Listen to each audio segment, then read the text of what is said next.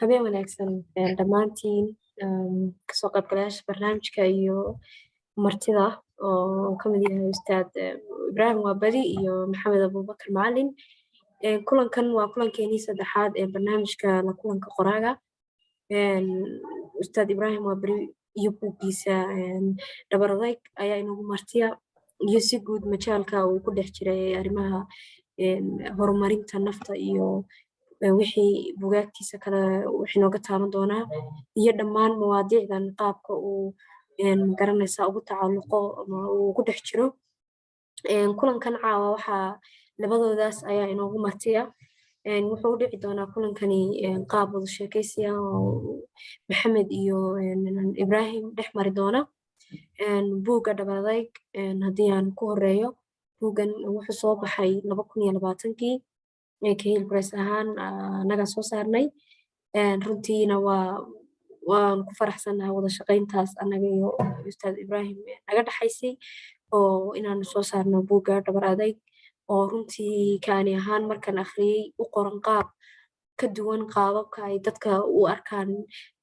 tanmiya bashariga ama hore arrimaha self developmentiga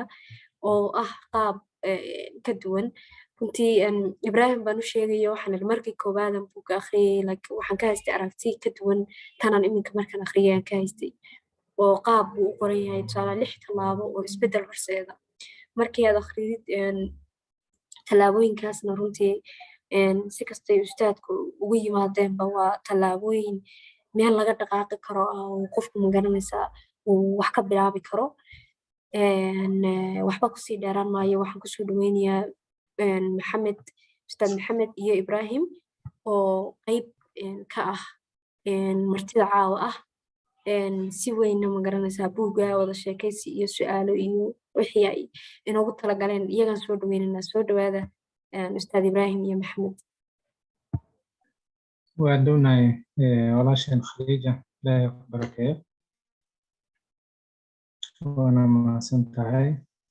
bismillaah, alxamdulillahi waxdah, wasalaatu wasalaamu calaa man laa nabiya bacdah. siday walaasheen sheegtay khadiija oo hilbres ka socota, waxaan ka sheekaysan doonaa buuggan. waxaa nala jooga qoraayda buuggan alustaad ibraahim oo xasan ismaaciil ibraahim waaberi. marka waxaan ugu horreyn jeclaan lahaa inaan wax ka su'aalo ku bilaabo ustaadka. soo dhowaan leenna marka hore. waxaan jeclaan lahaa inaan israacsado 2 su'aal oo la kala qaadi karo, haddana waa israacsanaa. waxaan jeclaan lahaa ustaad ibraahim inaad noo sheegto waxa kugu dhaliyay inaad buuggan qorto oo su'aalah, iyo midda kaloon raacsanayo ah qorista buuggani ma tajaarib adoon is ogeyn intaad martay kadib ogaatay waxaad guushaan ama aad horumarka nolosha ka samaysay gaartay kadib aad wax ka qortay, mise waa wax theory aan marka hore intaad dejisay aad noloshii ku dabaqday oo martay? soo dhow ustaad. bismillaah. marka hore dhammaan waa mahadsantiin. mar labaad waan dhowahay khadiija iyo hilbres kulanka qoraaga. fursadda maanta oo helay sharaf bay tahay. dhammaan walaalaha waa salaamaya. waxaan sidoo kale mahadnaqayaa walaalkay saaxiibkay ustaad maxamed abubakar macalin oo barnaamijka ila daadihin doona. waxna iga weydiinaya su-aasha qiimaha la runtii oo bilow fiican aad i weydiisay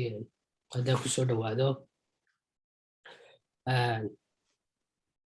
oo sina runtii isku mid oo ah sina u kala duwan. waxaa buugga igu dhaliyey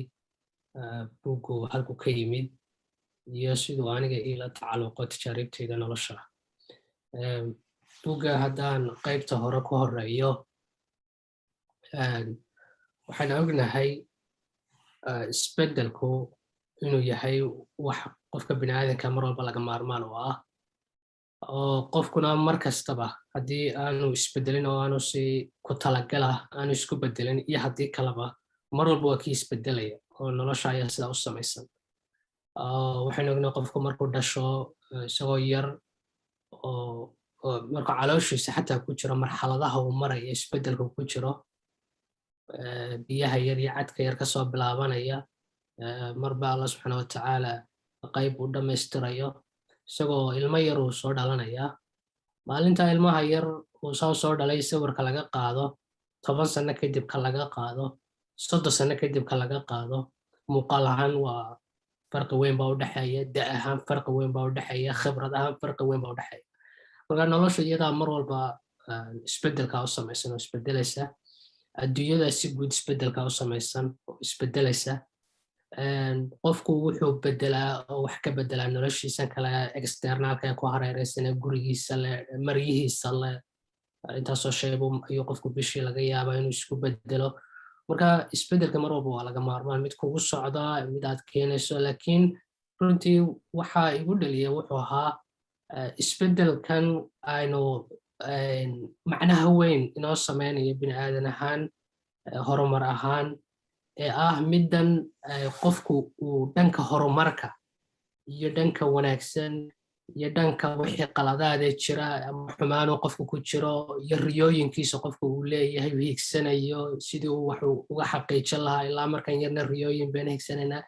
isbedelka noocaasa runtii waa isbedel khayaar iyo doorasho ku salaysan waa isbedel juhdi dheeraada u baahan waa isbedel aan yarayn marka waxaa isweydiinaya isbedelkan kale sida dabiiciga rabbaaniga u dhacaya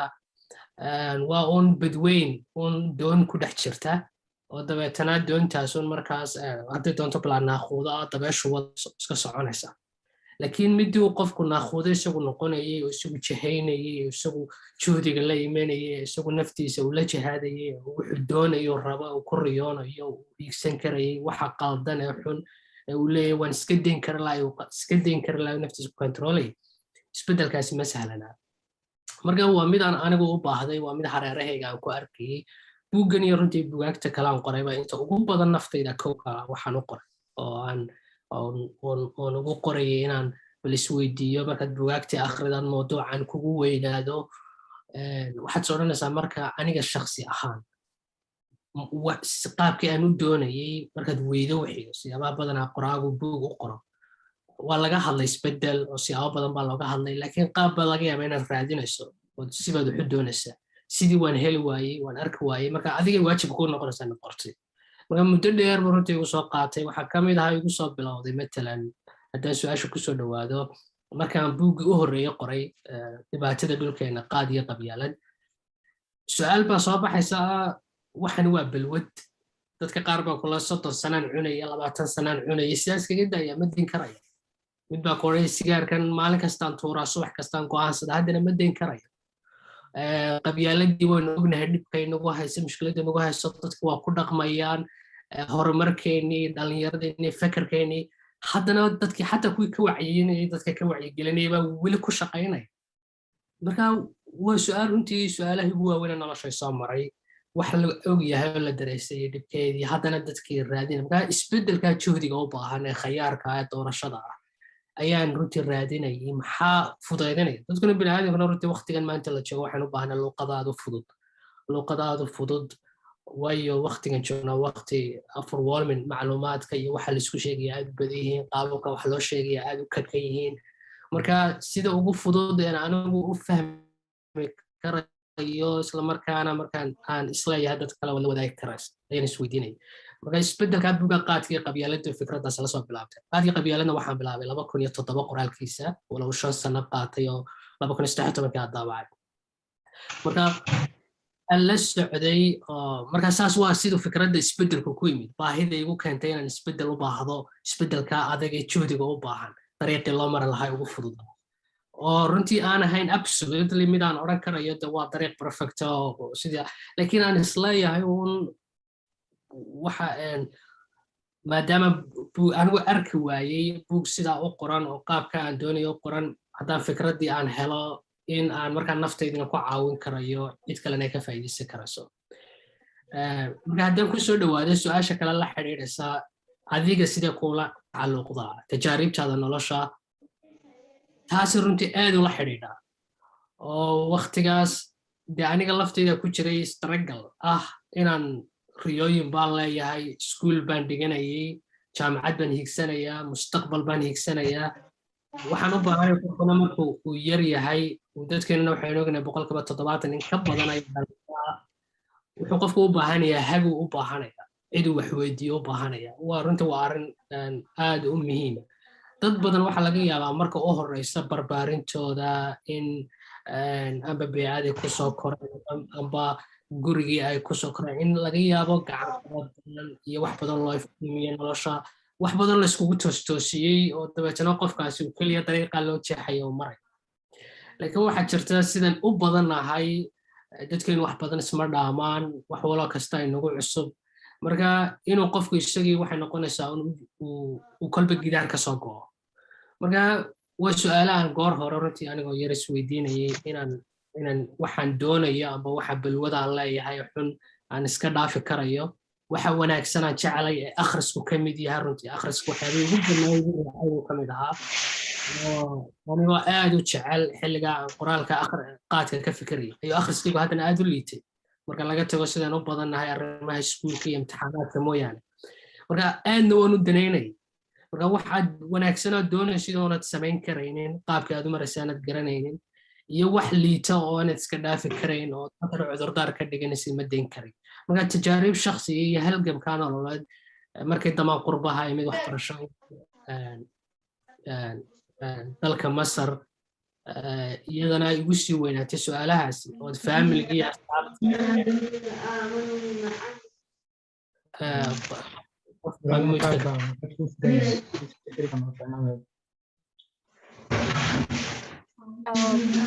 sanqadha kale waa dhankee رحمة okay ما صنتها واحد way soo dhawaadaan intaa yar waa malaha cilad yar نوسع أستاذ waa markii aad marka hal mar ka soo dhex baxdo familygaaga iyo asxaabtaadii iyo qurbad timaado waxbarasho soo doonato su'aalahaasina aad qabtay marka horeba runtii reflectionkaas iyo arrimahaas cidla ayaa iskula imanaysaa waayo marka hore distraction badan baa iska jirayay iyo wax badan oo fursad badan kugu suurtagelaya marka xilligaana runtii su-aasha way igu soo marka su-aasha xilligaa lasoo bilaabantay goor hore igu weyneyd dabeetana anigana aan akhriskii naftayda ku dabaqaya tallaabo marka koowaad waxaan isku baray akhriska marka labaad balwada anigu aan lahaa baan iskaga joojiyey marka tajaarib runtii noloshayda step by step aan usoo raacayay asxaabtayda ayaa runtii iyo deegaanta aan ku jiro cidda aan wax ka baranayo wax ka qaadanayo valuegayga iyo waxa aan rumaysanay mabaadi'dayda inaan ku dhiso marka tallaabooyinka aan soo qaadayay aan naftayda ku hagayeen anigu mentorka amba coachka maanta aan anigu isku ahaa oo runtii sababtan u doortay fiilkana markii dambe in anigu tababaro noqdo coach noqdo waayo waxaan dareemayaa juhdiga dheer aan soo marayay maanta inuu qof kastaaba u baahan yahay qof uu kala sheekaysta arrimaha ama buug ugu qoro luuqadiisii dhaqankiisii diintiisa u soo maranaya sida ugu fududna ugu jawaabaya marka yes runtii arrimahaas ay gu dhaliyey tajaaribtaas shakhsigaana aan anigu wax badan kasoo tijaabiyey markii dambe fikradda buuggu ay ugu dambeyntii 2008 ay runtii aan helay 2 sano marka qoraalkiisa ugu qaatay 2008 baan daabacay marka fikradda buugga iyo qoraalkiisa muddada 2 sano bay ahayd laakiin tajaaribtiisa iyo fikraddiisu runtii waqtigaas ilaa 2007 la soo xiriiray ما شاء الله aad baan u fahmay ustaadi ilaahay ha ku barakeeyo si fiican baa noogu dhigtay labada su'aal iyo jawaab waafina waa naga siisay waxaan markaan jeclaan lahaa inkastoo aniga laftirkayga aan buugga akhriyayo wax badan aan ka faa'iiday haddana waxaan jeclaan lahaa ustaadi inaad wax yar nooga ifiso buuggan iyo wuxuu ka hadlayo dad wax yar ma ufin karto way fiicnaan lahayd waan ku faraxsan runtii in aad joogto adiga iyo walaalo kale halkan iga muuqda oo ka mid tahay ustaada cigaalo qadiijo lafteeda oo runtii barnaamijkan inoo xiriirinaysa hilbares oo madbacadda daabacday ka socota maxamed laftiisa barnaamijka inoo xiriirinaya daadihinaya inaad akhrideen buuggan oo runtii aan idinka maqli doono laakiin anigu haddii aan wax yar dul istaago buugga iyo arrimuhu ka hadlayo buuggu wuxuu ku salaysan yahay sidaan bilowga amba hordhaca ku tilmaamayo isbeddelka marka 2 arrimood baan isbeddelka u qaybsamaya ama uu yahay mid waxa weeyaan miduu qofku uu weecanayo weecashu samaynaya oo taanin qofku uu leexanaya midna waxa weeyaan miduu qofku korayo oo korriin buu samaynaya marka tan korriinku waa ta horumarka weeyaan diplomatka kan horumarkina ma imanaya haddaan ka weecashadu iman aan isbeddelka aan iman marka qofku waxaan uu ka weecanayo amba waxaan uu weecanaya waa wixii aanu doonaynin u fiicneen buu ka weecanaya wuxuu u weecanayaa waxa u wanaagsan ee u fiican ayuu u weecanaya taasi waa isbedelada weecashada ay qofku noloshiisa ku samaynayo midna waa midda marka uu qofku marka uu helo fikrad amba wax wanaagsan uu korayay ee uu soconayay waayo in badan waxaan aragnaa qof wax wanaagsan sameeyey oo haddana dhexda uga haraya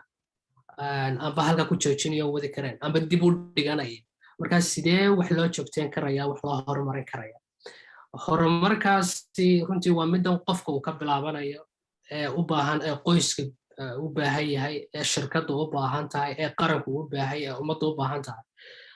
ayaa dhammaantood arrintaa ka siman weecashadaas wax loo weecanayo aba wax laga weecanayo iyo korriinkaas qofku uu samaynayo horumarayo waxay ummaduhu ku kala horumareen ummaduhu taxti bay soo wada mareen iyo meel hoosoo liidata go'aanay istaragal bay soo qaateen ay weecanayaan oo wax dooranayaan iyo doorashooyin samaynayaan ugu dambeyntina korriin bay samaynayeen oo marba meel bay soo gaarayeen ilaa maanta la kala noqday de kuwa la leeyahay way horumareen kuwa la leeyahay way soo socdaan kuwa la leeyahay way dib dhaceen marka qofkuna marxaladahaasoo kale muu naftiisu maraysaa marka buugga runtii arrimahaas isbeddelku daarayay laakiin isbeddelkaasi waa furihii horumarka qofku naftiisana samaynayay hadduu ka ballaadhaya intaan uu samaynayay wuxuu buuggu ku salaysan yahay oo runtii iyadana laga dareemaya matalan qaacido ama formula aan hordhaca ku xusayo formuladaas ama qaacidadaas oo odhanaysa isbeddelku wuxuu ka kooban yahay isku geynta dhowr arrimood oo la isku dardaray qofku wax uu daynayo oo uu joojinayo iyo wax uu bilaabayo marka waxaanuu qofku joojinayo daynayo farahu ka qaadaya totally uu ka dhex baxaya ama uu joojinaya iska daynaya waxaa dan adduuniya mid aakhira midna uguma jirto waana arrinta juhdiga iyo dadaalka u baahan ee aan fududayn iyo wax qofku noloshiisa uu hadeer kusoo kordhinayo oo noloshiisa ka maqnayn totally matalan qof aan akhrin ba jira waxbaba oo imika go'aansanaya inuu buug soo qaato wax akhriyo iyo qof balwad lahaa balwad xun oo taban oo imika go'aansanaya balwadda noloshiisa totally inuu ka saaro taas waa joojin iyo kusoo daris labada marka la isku daro waxaa kaloo lagu sii darayaa balasa wax qofku yaraynayo waxaa jirta wax badanoo nolosheena ka mid ah oo aynaan awoodi karin amba aan muhiim ahayn inaad wada joojisid laakiin ay tahay inaad yaraysid baraha bulshada ka mid ah baraha bulshada odhan mayno waa khasaare aynu iska wada xidhno waa balaayo loo baahan yahay waa wax runtii faamiliyada ku wada xidhiidhaan wax badan laga kororsado laakiin haddana su-aashu waxay tahay inaan extreme haddana aanay soo noqono noloshaada iyo waqtigaagii dhanaaqa sidee markaa aan u yarayn karaa adeegsigooda oo waxtarkooda keliya uga faa'iidaysan karaa marka arrimo badan tusaale maana soo qaadanaya nolosheena mar walba waxaa jirta waxaad u baahanta inaad yaraysid ood xaddigoodii haddaad ka badisid noqonayo wixii xumaayo kale balaas oo loo sii geeya arrinta afraad weeyaane wax u baahan inaad kordhisid ood badisid haddii waxyaabaha qaar u baahan yahay inaad wax ka dhintid waxyaaba waxaa jira inaad wax ka kordhisay ay tahay oo haddii aad matalan jimicsi samayn jirtay laakiin aad dibudhigashadaada iyo lazy iyo wahsi badan kugu jiray oo aanad wax faa'iidaa maalinba weegiba mar aad in yaro socda amba in yaro orada samayn jirtay waxaad u baahan tahay si aad faa'iidada leeda aad u dareentid in aad waxaa si fiican u joogtaysid haddii akhriskaagu ahaa inaad maalinba weegii mar bug yar soo qaada amba bishii amba sanadkii waad akhridaa wax laakiin wuu yartay xaddi aad u yar baad ka akhridaa waa wax kuu faa'iido leh ood badisid isagu ay tahay inaad badisid marka afarta arrimood waxaad joojinaysa noloshaada mar walba noloshaada waxaa la helaya waxay tahay inaad joojisid iyo waxay tahay total inaad kusoo kordhisid iyo waxay tahay inaad yaraysid iyo waxay tahay inaad kordhisid plus is equal change intaasa waxay la mid tahay markaa isbeddel iyo horumar labadiiba oo horumarkiina uu ku dhex jiraa marba haddii ay tahay mar walba waxaad kordhinaysaa uu ku jiro qodobka u dambeeya waxa weeyaan marka qaacidada sirtu waa qaacidada uu buuggu ku dhisan yahay wixii intaa ka dambeeya buuggu 6 tallaabo ayuu ka hadlayaa 6dan tallaabo mar weeyaane waa sida u kala horeeyaan in order qaabka ay u kala horeeyaan ayay tahay inay u kala horeeyaan marna weeyaane qasam ahayna saa u kala horeeyaan marka ay tahay inay sidaa u kala horeeyaan waa marka qofku uu matalan sidii coach oo kale uu buugga ka dhiganaya mentor hage uu doonayo buugga inuu tallaabo raaco amba waxay tahay qofku inuu sidaa ay tahay u kala horreysiyo bilowga hore matalan tallaabada ugu horreysa waa tallaabada isbeddelka gudaha ama fikirka tolmoon marka qofku waa inuu afkaartiisa uu aweerkiisa iyo baraarugiisa uu ka bilaabo uguna dambaysiya marka tallaabada dhabar adeega ee buugga magaciisa wadata ee qofku sidii waxa ugu si dhabar adeeg lahaa markaas waa markay tahay qofku inuu ay tahay inuu sidaa ay isugu kala horeeyaan uu kala horreysiyo markan aanay qasabka ahayn inaa kala horeyso oo arrintii su'aal iyaduna meesha ku jirta waxa weeyaan qof kastoo nolosha hore marka gaadhay amba isbedelay ma qasab baa inuu tallaabooyinka sidan u maray amba buuggan akhristay may haddii yani ma jirto yani wax qofku ay tahay dad badan inay sameeyeen haddiiba aad aragto qof aad guul ku tirinaysa inuu aad leedahay hebel amba heblaayo oo qof nolosha guul ka gaadhay iyadoon is ogeyn amba aan ogeyn oon warkahayn buuggana aa shaqa ku lahayn kana horreysay ayuunbay tallaabooyinka buugga qorta ay marto waynaan sheegi doonaa kolley hadhow haddee mar kale si kale inoogu soo noqoto sida arrintaas u shaqaynayso waana sida buugaagta noocan oo kale ay ku yimaadaan oo ma hadda waxaad adigu iska alifanayso khayaalkaaga iskaga imanayad adigu ikhtiraacayso marka qofku u maraya qofkaasoo kale marka uma baahna qasab inuu sidan u kala xigsiiyo matalan tusaale waxaa laga yaabaa tallaabada deegaanka iskaashiga oo tallaabada dhexda ku jirta lixda tallaabo inuu tallaabada qofka ka bilaabay oo deegaantiisa keliya wax ka bedelay dabeetna tallaabadaasi noqotay tii u horreysay ee fikirkiisa saamaysay dabeetna intii kale markaa sida domina effect oo kale marka dubnada inta la taxo mid la ride midna mid u sii ridayo kale ee kuwii kale markaas ku taxnaadaan markan oo kale qasab maaha meesha ka bilaabanayso laakiin markuu qofku rabo inuu hage ka dhigto buuggan oo kale wuxuu raaci karayaa sida u kala horeeya marka buugga arrimahaas runtii aan ka tilmaami lahaa waxyaabuu ka hadlayo maasha allah ustad aad aa umahadsan tahay ustad ibrahim haddii aan kusii socdo maadaama aan buuggan akhriyey si guud ahaan wuxuu ka hadlayaa siduu qofku isku bedeli karo haddana saa ay tahay markaad ka hadlaysay tallaabada labaad oo ah sabab isbedel baa waxaad sheegtay cinwaan ah bedel qof kale in la bedelo marka arrinka aan rabo inaan ku weydiiyaa waxay tahay qof kale ma la bedeli karaa oo suuragal ma tahay hadday suuragal tahayna sidee loo bedeli karaa soo dhow ustaad runtii waa su'aal challenge aad u muhiim ah waxay ku jirtaa tallaabada labaad tallaabada sababta waana waxay si uga hor imanaysaa contradict ku tahay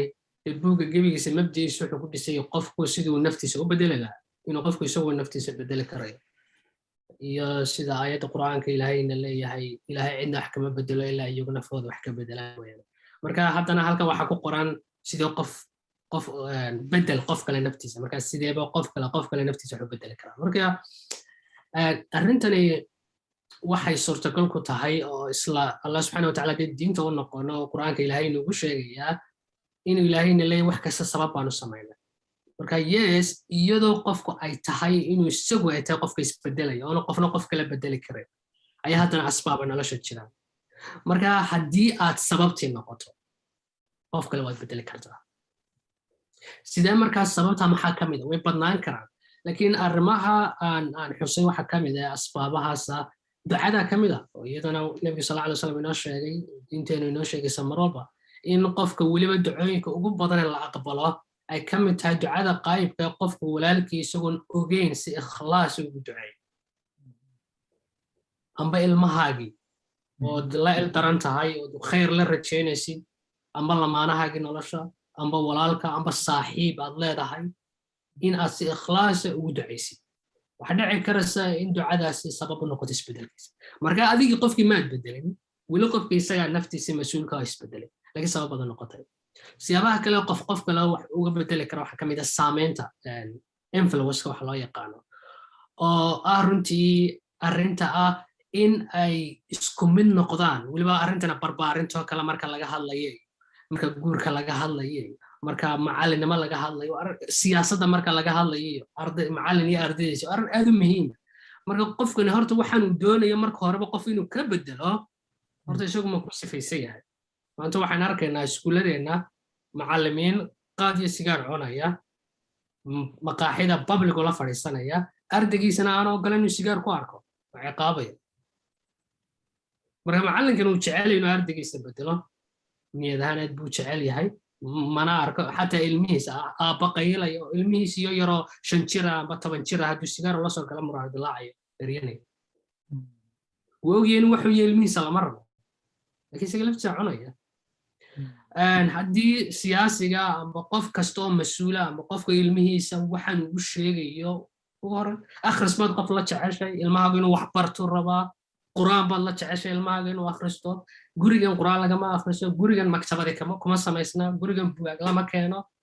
gurigan wax kastoo kasoo qurux badan waa la soo iibiyaa laakiin hal buug lama soo dhigo haddana ilmahaaga inuu wax barto la jecel markaa saamaynta qofka doonayso inaad wax ka bedesho inaad adigu qudwa u noqon karayso waxaad u sheegayso iyo waxa kaa muuqda ay isku mid yihiin oo ayad quraan ilaahay inuu sheegayo dadka ma waxaad u sheegaysaan waxiidaan idinkuba nafiyina samaynin runtii qaacida aad u muhiim ay tahay marka arrintaasna waa arrin kale oo qofku uu sabab ugu noqon karo isbedelkeeda waxaa kaloo ka mid ah xikmaddu iyaduna oo weliba laba siyooda xikmad caqli ku salaysan iyo mid caadifiya labadaba mid caqli ku samaysan dabcan waa inuu qofku waxoogaa mararka qaar uu smart yara noqdo ilmahaaga amba walaalka amba saaxiibka amba lamaanaaga amba qofkan aad doonayso jeceshaad horumarka iyo wanaagga la rabtid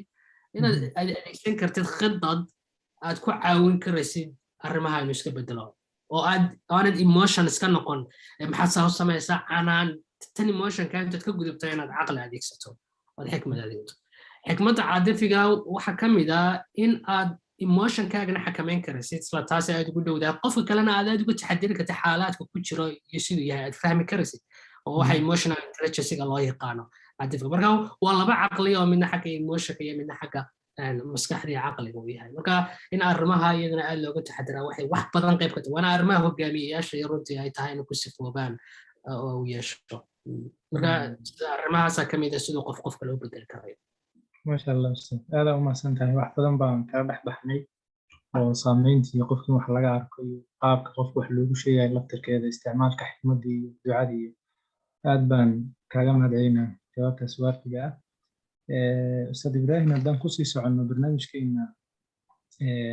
waxaan kaloo aan jeclaan lahaa inaan wax kaa weydiiyo maadaama buuggaani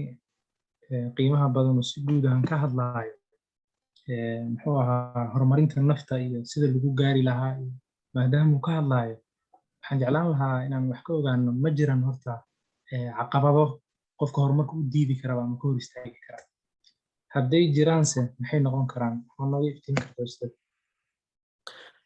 waa su-aal kale runtii aad u muhiim ah oo runtii aad munaasib ah laakiin haddana jawaabteeda aan isleeyahay aad baan usoo koobi karaayo waxa weeyaan وعدم هذه الخطوات هي عكس كده الخطوات كان بطلابوين كان الشيء نبوك لحظة طلابون كسهر شيت كده أم بلا أنتود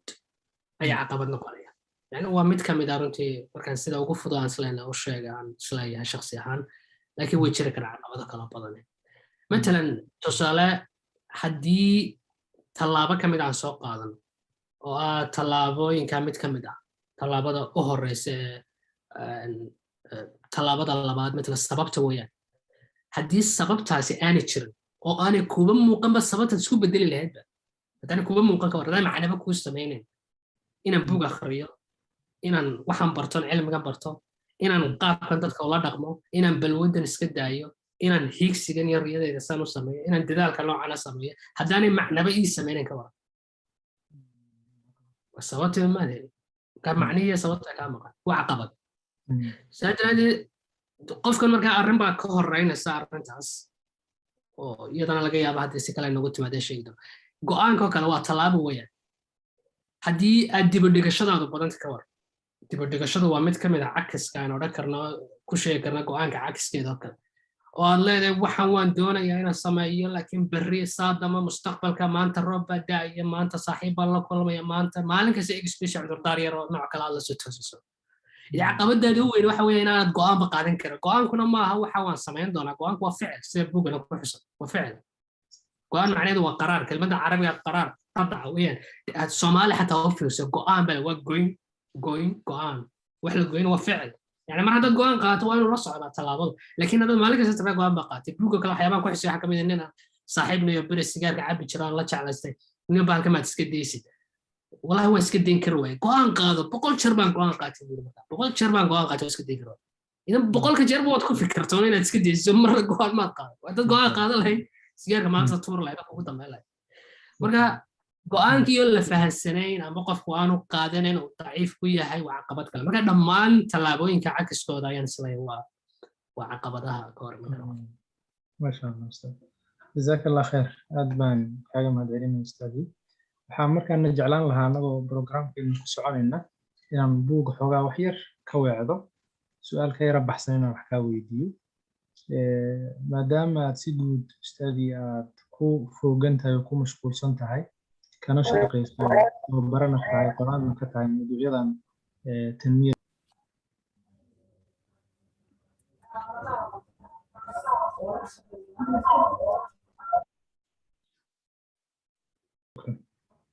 waxaan rabaa inaan wax yar ka weecdo wax ka weydiinta buugga tooska aan wax ka weydiinayo waxaan rabaa markaan inaan wax ka weydiiyo marka majaalka aad ku jirto sidaan ogsoonahay maadaama aad tahay tababare iyo qoraa ku foogan arrimaha muxuu ahaa personal development iyo dhiirigelinta iyo mawduucyadaas dadka qaar baa waxay jeclaan lahaayeen loo yara bayaamiyo waxay ku kala duwan yihiin dhiirigelinta iyo horumarinta nafta waxay kala yihiin marka ma noo kala bayaamin kartaa ustaad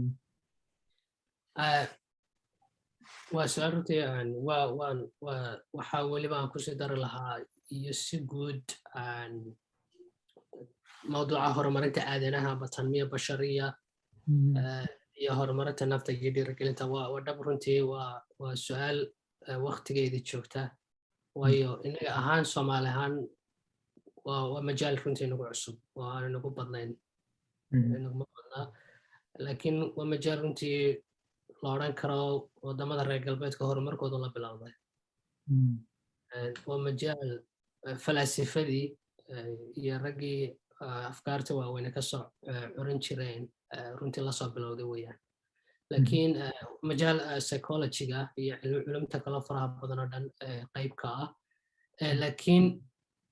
waa majaal laga heli karayo inaga laftina culimadeena hore in badan oo kamid ah ragga si gaar ah wax uga qori jiray Ibn Qayyim iyo waa kamid ah runtii buugaagtiisa loogu tagay horumarinta nafta iyo kaama majaalkani labadii qarni u dambeeyay laga yaabaa reer galbeedka kale in uu mawaadiic ama majaal isku bedelo kaliya madax bannaan taasina marka waxa keentay inaan si guud horta aan jaamacad ugu dhigtaa aanay jirin marka waa wax noloshiina kamid ah horumarkiisa kamid ah haddana aan manhaj gaar oo jaamacada aan lahayn wana ta keenta marka in qaab kala duwan iyo magacyo kala duwan loola kala baxo waayo waxa hal jeer dadka jidka u sameeyaa waa manhajta curriculumka dawladda ee la sameeyo jaamacadku sameeyaan ayaa u marka maanta qof aad ku tiraado biology amba dhakhtar waxba kaagama baahnaa inaad u sharaxdo waxay tahay Google hadduu ku qoro manhajka lagu dhigtay waxay kala yihiin wuxuu helayaa marka waxay sida u kala horeeyaan iyo hadda dugsi hoose waxa lagu talagalay dugsi sare wixii oo dhan u kala cad marka kani arrintaas aanu lahayn waana caqabadaha ugu weyn iyo dhaliilaha ugu weyn oo mawduucan leeyahay marka wuxuu noqonayaa wax aan shape lahayn waan muuqaal lahayn marka waa qof kasta iyo marka siduu u fahmay iyo meesha la aado oo dad badan baa runtii gidaarada meelo kala dhacaya waa mawduuca guud markaan ka hadlayo horumarinta aadanaha ama tanmiya bashariya markaan ka hadlayo tanmiya bashariya waa luqadda carabiga Dr. Ibrahim Fiqi ilaahay naxariista ayaa runtii aabbo u ahaa magaca inuu caan ka dhigo wadamada carabta iyo Afrika soo gaarsiiyey wadamada reer galbeedka kale buugta oo kale self help books baa loo yaqaanaa buugta arrimaha laga qoro walow anigu aan aaminsanahay in buug oo dhani ay laba un tahay buugta waa laba un waa self help amba shelf help waa buug aad naftaada ku caawinayso aad ku qurxinaysid iyo buug aad shelfigaagun ku qurxinaysid guriga decoration ka dhiganaysid laakiin aad waxba ka akhrin waa labadaas laakiin haddana si gaara magacaas waxay ku sharfeen mawaadiicdaas oo buug 1800 kontonkii la qoray baa magaciisa self-help la odhan jiray dabeetana buuggaasa saameyn weyn nolosha ku yeeshay oo raggu saameynta ku yeeshay ninka Toyota sameeyey baa ka mid ahaa miisku sida bibleka oo kale ayuu miiska u saaraa jiray u tahraaci jiray ayuu odhan jiray marka maadaama buuggaasi saameyntaas saabalaadho yeeshay buugaan kastoo si un ula soo gelayay oo xataa dhaqaale mararka qaar ka hadlaya self-help ay iskaga qoran carabtina waa naga xagga tanmiya bashariya oo magaca guud weeyaan soomaalidana hadda magaca dhiirigelinta ku cusub marka cid kasta waa inay kuula barta ay ka fahanto unbay ka qabsataa un laakiin mawduuca horta marka hore haddaan sida tanmiya bashariya amba human development waa dalada guud weeye magaca guud weeyaan hoos imanayaan amba human development hadda Soomaali ahaan waxa ugu dhawaan isla waa horumarinta awoodaha bini'aadamka oo toos literally uma sharxi karayo human development ama tanmiya bashariya laakiin Soomaali awoodaha bini'aadamka oran kara horumarinta awoodaha bini'aadamka afar majaal baa fahamkayga marka uu qaybsamaya ama dadka ugu dhawaan isleeyahay islaamka iyo dadka ka hadla aan isleeyahay ugu macquulsan yihiin qaababka u qaybiyaan afar majaal oo guud ayaa hoos imanayaan guud ahaan marka dalada guud laga afarta majaal dadku siyaabo gaargaar ay ugu jiraan laakiin xataa kuwa mid ka mid ah ku jira waxa laga yaabaa inaanu isku haysan mawduuca ku jiro laakiin taas waxa fahamka anigu shakhsiyan aan ku qanacsanahay afarta majaal mid ka mid ah waxa weeye idaari majaalka idaariga maareynta iyo maamulka arrimo ganacsiga la xiriira hogaaminta waa idaari bay ama maamulku la xiriira majaalka labaad waa majaalka ijtimaaciga waa cilaaqaadka guurka barbaarinta waa arrimo kale oo علمta sociology-ga lamida علمta bulshada marka iyadana dad baa si gaara laga yaabaa inay ugu takhasusaan oo u bartaan oo daraaseeyaan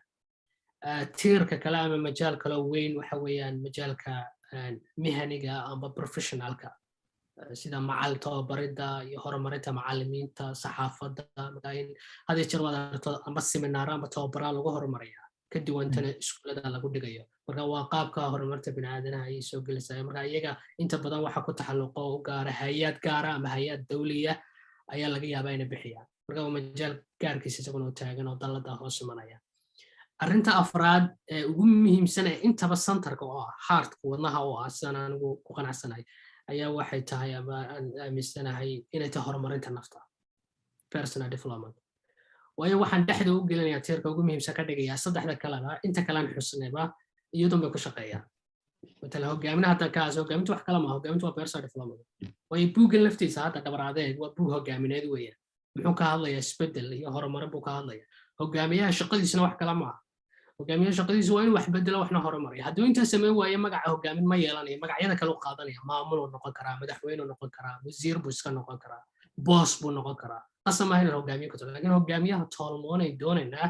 sifaadkiisu waxa weeyaan mid isaguna isbedela horumarna naftiisa oo dadka iyo cid hogaaminayna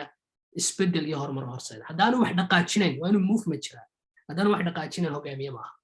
laakiin managerski waa maintainers iyagu way halkaas wax ku hayaan meeshayda wax ku ilaaliyaan marka buugana saasoo marka dabaradeed uu noqonaya buug horumarna fayda hadana buug hogaamineed uu yahay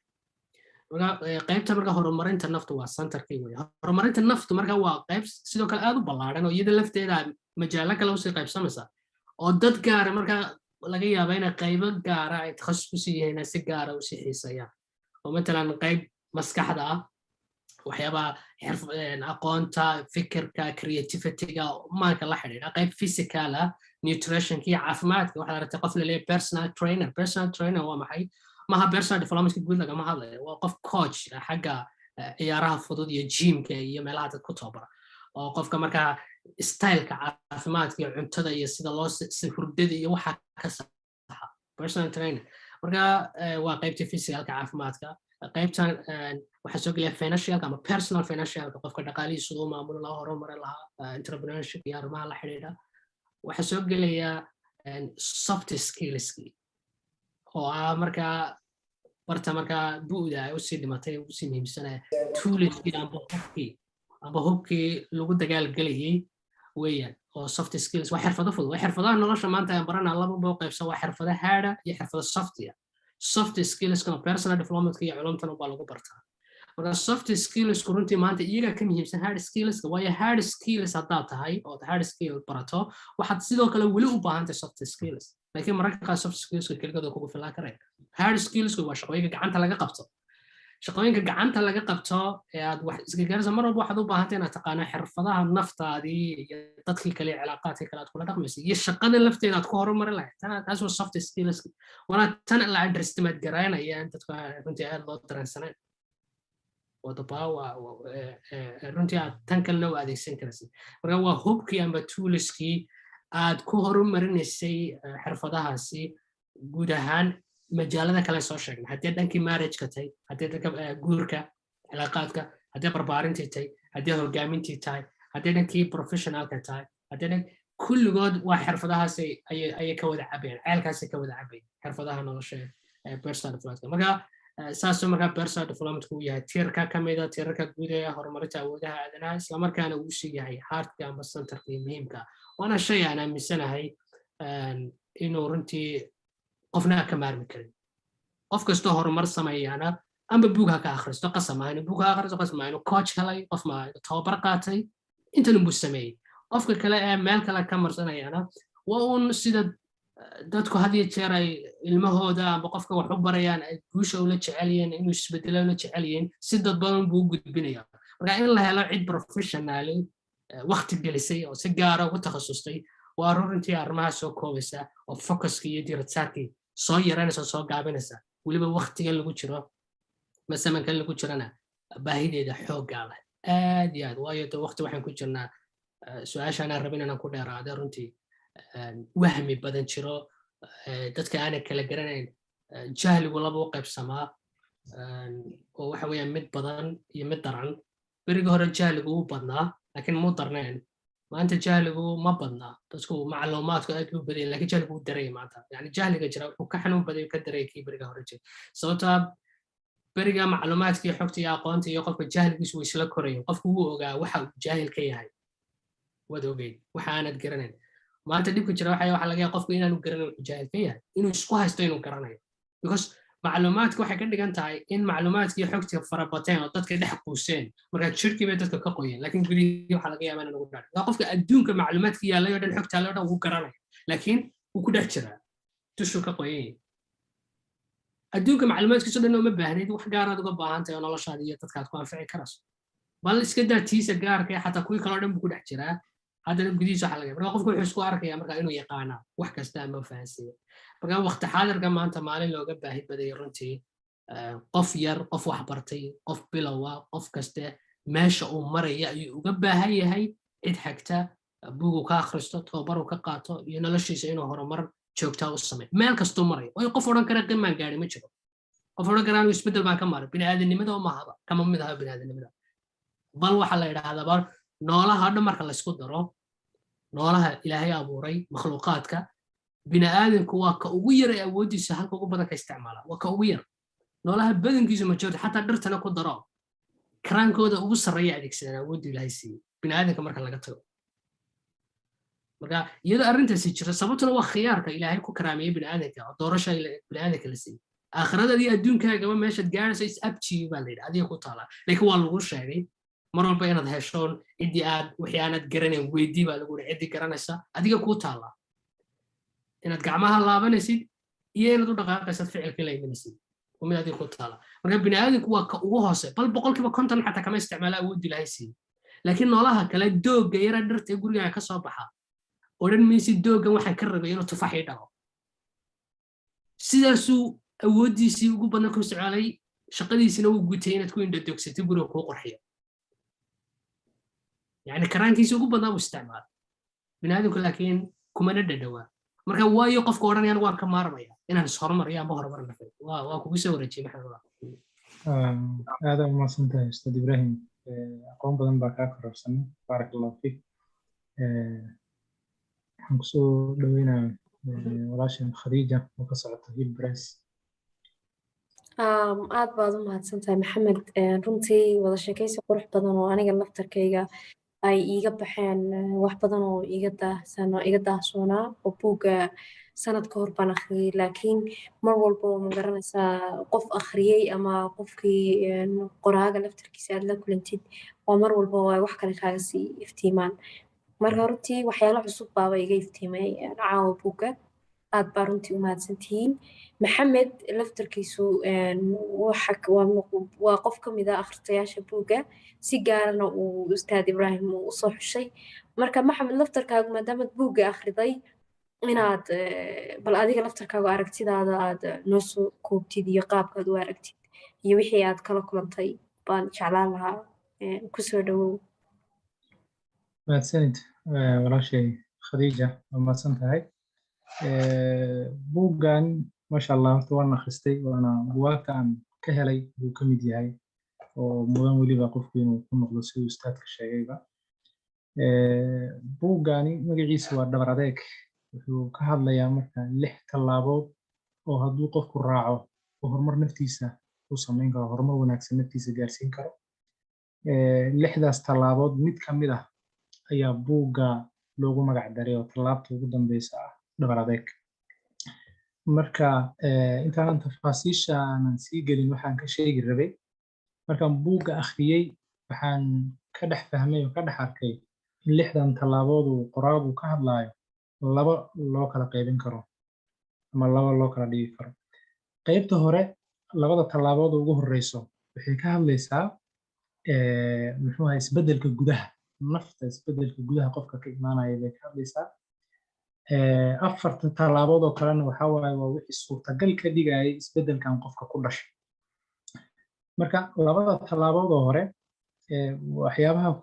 kitaabkan oo cajiibka u yahay waxaa ka mid ah yani wax walba waxay ku salaysan yihiin yani nusuustan qur'aanka iyo xadiiska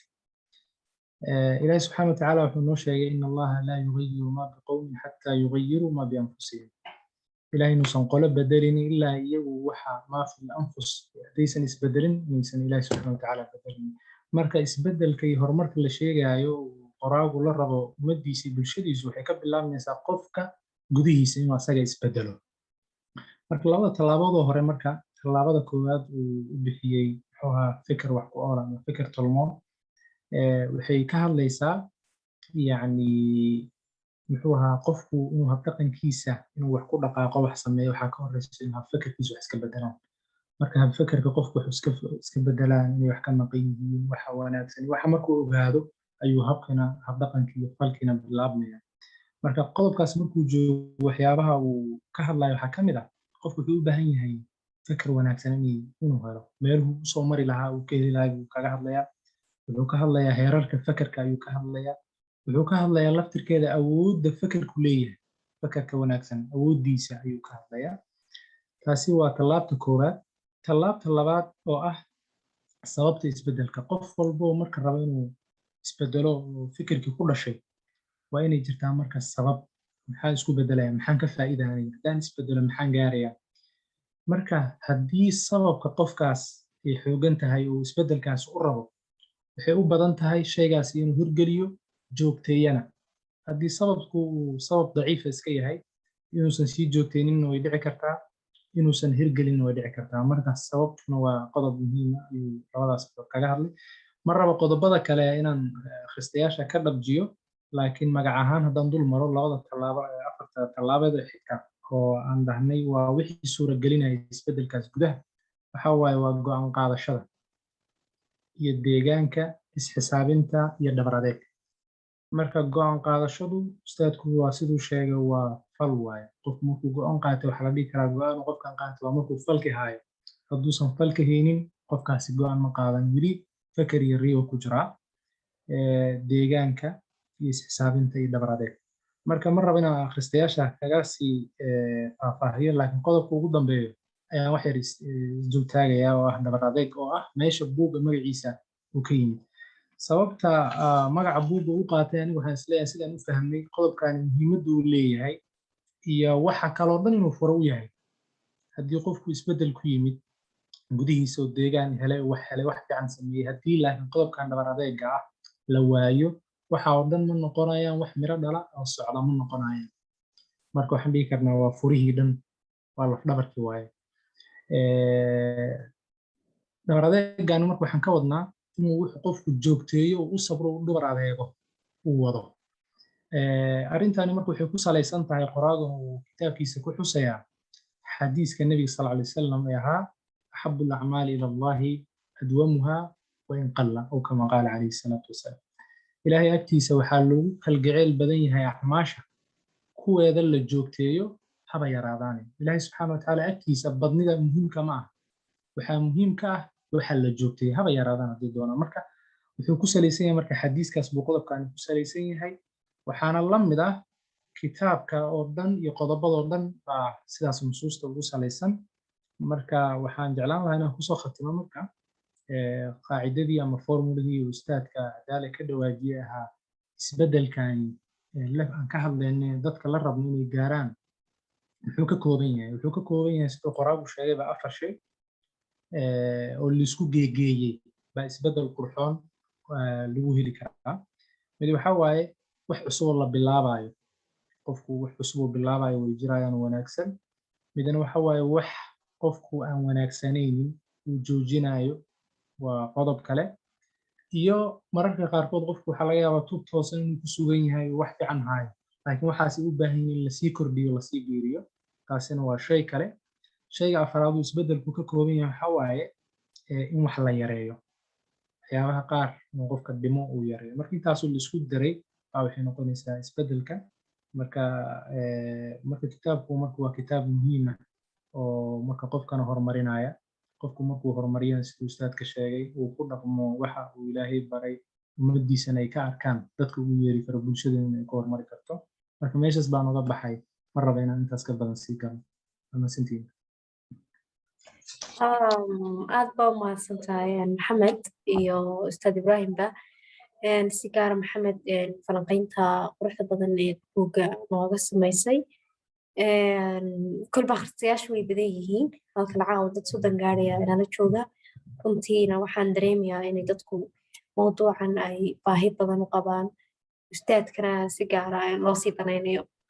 marka waxaan soo dhaweynayaa cid kastoo qabta su'aal ama doonaysa inay barnaamij ku darsato insha Allah idinkoo waqtigana inoo ilaalinayo 2 minut ugu yaraan ugu badnaan 2 minut ku soo koobaya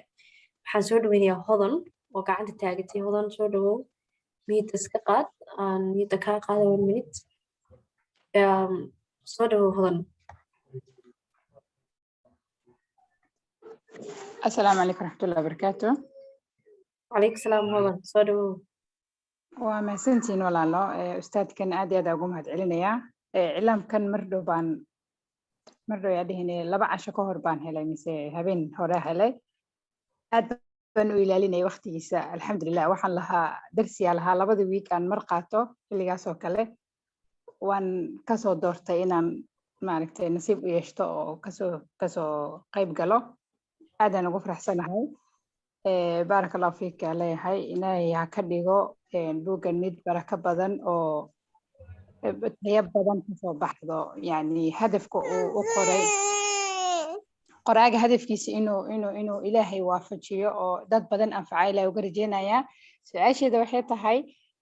ما آخرين بوجا يمسو جارين إعلام كيسا وسكلا كيس عدين marka halkee ka heli karaa see u heli karaa waxaa deganahay Kenya waxa akhriska waa jeclahay hooyo 4 carruur leh baa ahay qoraalkana waa jeclahay marka naftan yani awoodeeda way yartahay laakiinse niyadan kala socda iyo qalbiga iyo intan kari karo marka bugaagtana waan jeclahay marka see ku heli karaa buga way soo sheega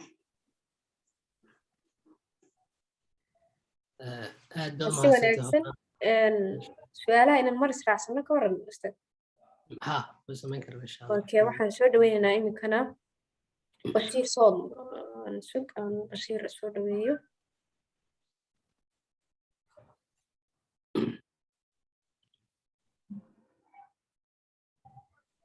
بشير فضل شو دو ميد إسقاط.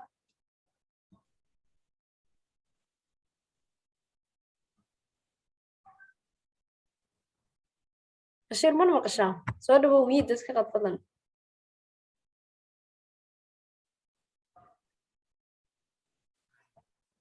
أوكي حنفذها بشير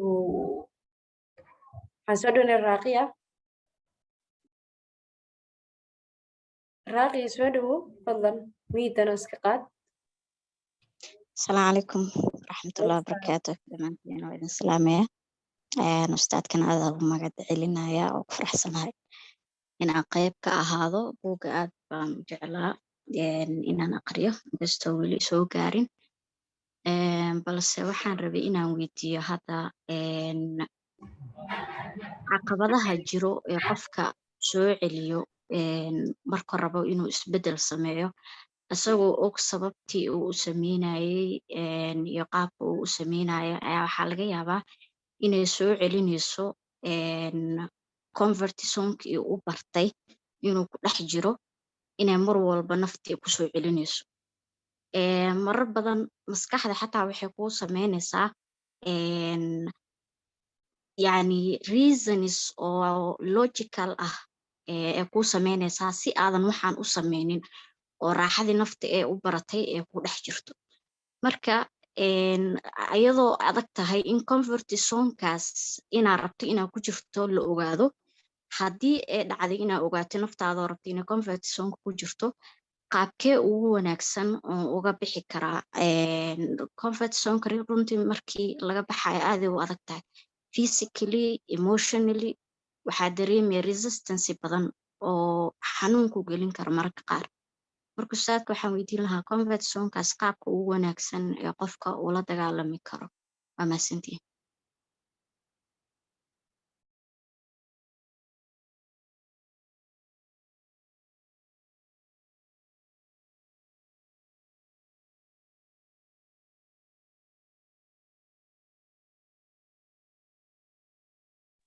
aad baad mahadsantahay raaqiya waxaan idinka siinayaa cabdisaki maxamuud bashiir waan kusoo laaban doonaa iminka cabdisaki baan soo dhaweynayaa cabdisaki fadlan miida iska qaad soona dhawow. السلام عليكم ورحمة الله وبركاته. مركو aad baan idin wada salaamayaa ustaadka Ibrahim Waberi Khadija iyo walaal Maxamed marka koowaad su'aalihii wada guuxayay la soo jeertay Maxamed baa sheegay khayr Allah siiyo oo ustaadkina waqti labaad ka lumiyo oo su'aalihii hore loo weydiiyay kulli wacliiso marka waxaan rabaa in ustaadku talahaan ugu caawiyo ka dhalinyaro ahaan maxaad nogula talin lahayd haddii noqoto dabar adeeg iyo xaaladaha kulba soo wajahaya waxaan ogsoonahay qof kasta wuxuu leeyahay riyooyin uu rabo inuu nolosha ka rumeeyo haddana ma fududa in riyooyinka la rumeeyo oo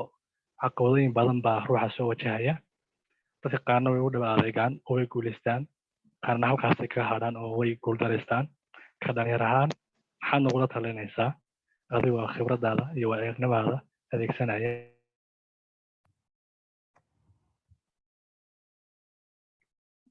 aad baad mahadsantahay cabdisaki su-aalaha hal mar baan israacsan doonaa waxaan soo dhaweynayaa iminka bashiir mar labaad bashiir miida iska qaad fadlan dhankayga waan kaa qaaday anigu mar labaadna kugu soo celinayaa soo dhawow.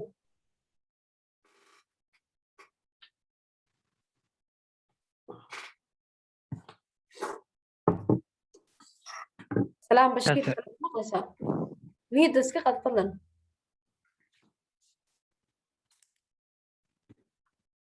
بشير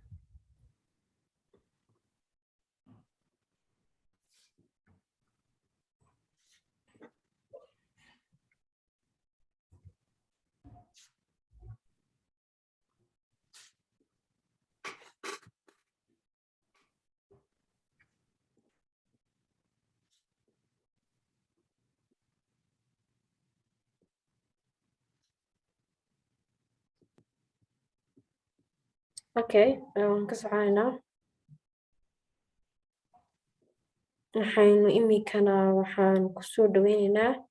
ciddii kaloo su-aal qabta waxaa bashiir gacantaan u dejiyo maadaama muudka iskarow kari waayey imika waxaan soo dhaweynaya ciddii kale su-aal qabta fadlan gacanta soo taagato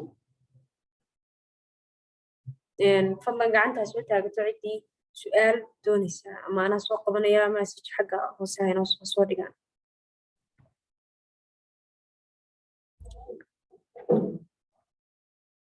اوكي شكري بان سو دوينيا شكري سو دو فضلا مية أنا اسكقات بس إيش هذا أنا قدقل يعطي أطفالك وترسم سلام شكري هلا السلام عليكم. عليك السلام سودو وايد السلام دمانتين waadna mahadsantihiin barnaamijkan wanaagsan ee noo soo diyaariseen waxaan rabay inaan adiga su'aal ku weydiiyo walaalo wiilashana u mahad celiyo ina horta ugu mahad celiyo maaragtay maasha Allah buuga wanaagsan aad qorteen aad ummadda oo uga faa'iideynaysaan qoraalada waa jeclahay akhriska labadaba bugaag badan oo qoraa jirto weli soo print gareenin so adiga hil press lagu dhahaa samaha is it press ma samaysiin bugaagta ma soo print gareysiin ما mahadsantahay shukri su-aashaadan maadaama aan qoraaga la xiriirin haddii aan iminka ka jawaabo hiil press ha waa madbacad bugaagta daabacda sidoo kale mashaariic turjumaadeed samaysa bugaag badan oo kala duwan soo saartay marka hargeysaan degannahay beeskeega laakiin muqdisho waanu keenaa bugaagta oo maktabado aad ka heli kartid baa jira ama waad naga soo dalban kartaa linkiga Instagram iyo Facebookana waa aniga soo dhigay xagga chat-ka marka halkaasaad naga soo follow garayn kartaa oo nagala soo xiriiri kartaa intaa wixii ka dambeeya okay ma ku leedihiin maxaa la dhahaye branchyo meelahan Yurubta sida London oo kale London aa joogaa may laakiin bugaagta qaarkood waxaad ka heli kartaa Zoom waxaad ka heli kartaa Amazon qaarkoodna haddii aad waan kuu soo diri karnaa mararka qaar oo qaab delivery ahaana waan kuu soo samayn karnaa adigu dhankaas uun baad nagala soo xiriiraysaa okay waa mahadsan tahay wiilashana aad iyo aad u mahadsan yihiin and everyone way mahadsan yihiin aad iyo aad waxaan ugu mahad celinayaa wiilasha bugaagta qoray ilaahay idinka abaal mariyo waan xiiseynayaa inaan buuggeena aqriyo insha Allah haddii ilaahay idmo asalaamu calaykum hay aad baad mahadsantahay walaal shukri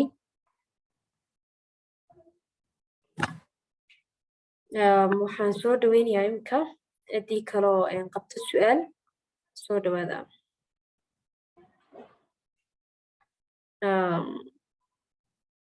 shukri fadlan haddii ay jirto qof aala ku darsanaya ama su'aal qaba soo dhawaado haddii kale qaabkan baynu waxaan ku wareejin doonaa ustaadka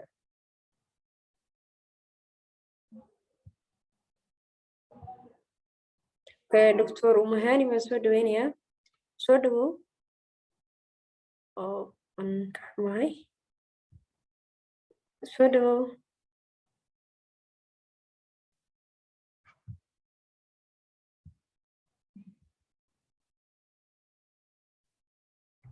أوكي حنو ملاني أمر لبعض ويكن نقطي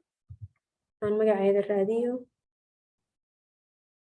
فضلا قعدت مسات عن كتاب كلام اوكي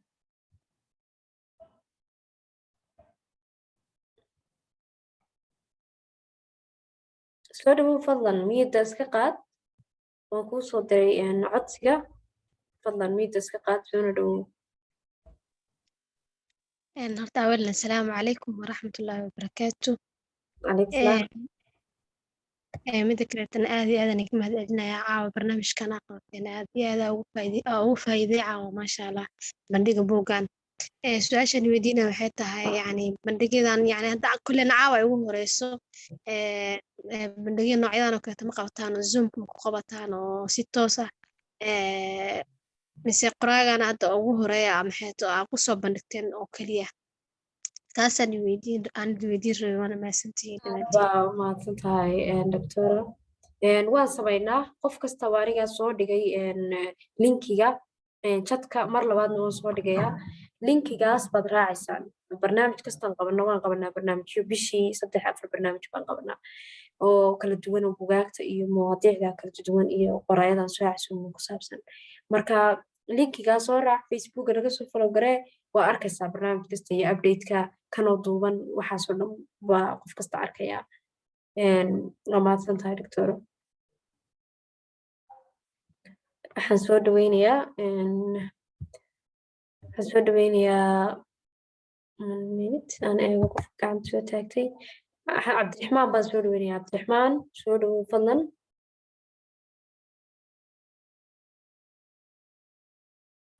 عبد الرحمن حدق شو دو عبد الناصر يقرأ المقو عبد الناصر حدق شو دو عبد الناصر فضلا ميد بس كقات شو دو اوكي aad baa mahadsantihiin aad baan idinkaga mahadcelinayaa barnaamijkan quruxda badan inkastoo aan gadaal ka soo gaaray waxaan aqoonyahanka ama qorayaasha aan weydiin lahaa waxaa jira dhalinyaro badan ama dad badan oo Soomaaliya oo aaminsan in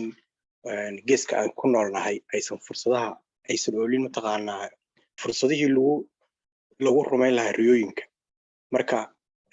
qaarkood waxay dhahaan riyooyinkeena waa kaysanaynaa waan haysanaynaa ilaa aan la gaarno meel lagu rumayn karo marka ma kula tahay ma in la tahay mudanayaal in dhalinyaradaasi ay saxsan yihiin maadaama tooliskii ama wixii riyooyinka lagu rumayn lahaa aanan aysan geeskeena ka jirin aad baa mahadsantihiin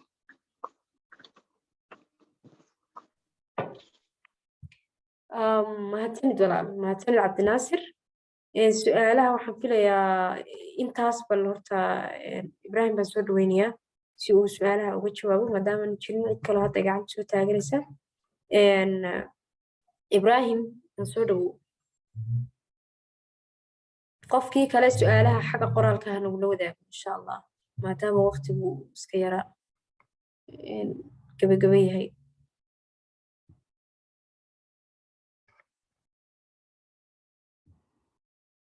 ibraahim soo dhawow maalay maqlay hadda waxaa jira xabsa qoraal bay soo qortay su'aal ma idin weydiin karaa waxaa laga gacanta arki weyday meesha laga taagayo iyo raaqiyo rabtay inay su'aal tiri ma kusoo noqon karaa fariin soo qoray okay xagga jidkan uga dhamaynayaa su'aashaadana halka soo dhigaan baan isku dayayaa laakiin adigu guda gal insha allah jawaabaha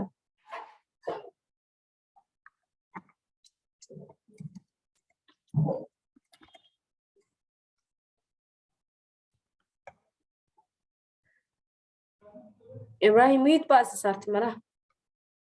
حاجة كم ساعة ملانا هذا مالي مغلى أوكي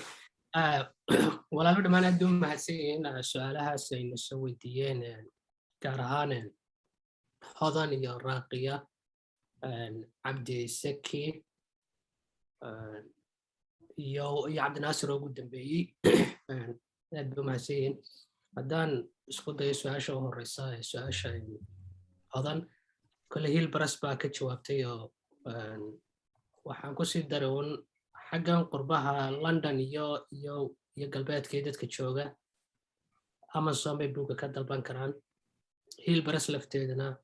meelaha delivery ku gaarsiin karaan ma jira guud ahaan waddanka oo dhan waxaan filayaa iyada Hillbras way gaarsiin kartaa cidda joogta dalka laakiin linkiga ay idin sheegtay Khadija ayaa insha Allah kala xiriiri doontaan Kenya lafteeda sida lagu gaarsiin karo Hillbras baa kulay inoo sheegay haddii ay waxay nagu dhaamaan laakiin waxaan rajeynayaa inay iyaguna heli karayaan marka su'aasha hodanaya buugisan ku heli karayaa haddaanay labada meelood joogin Amazon iyo dalka gudihiisa bal linkiga in Hillbras kala soo xiriiraan si ay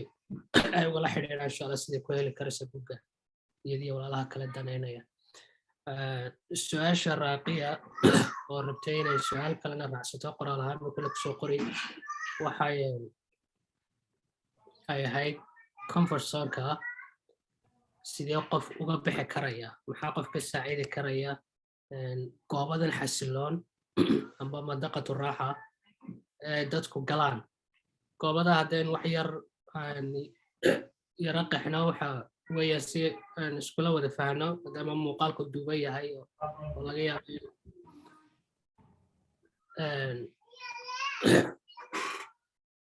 qofku waxa dhici karaysa inuu marar badan deegaantu ku jira darteed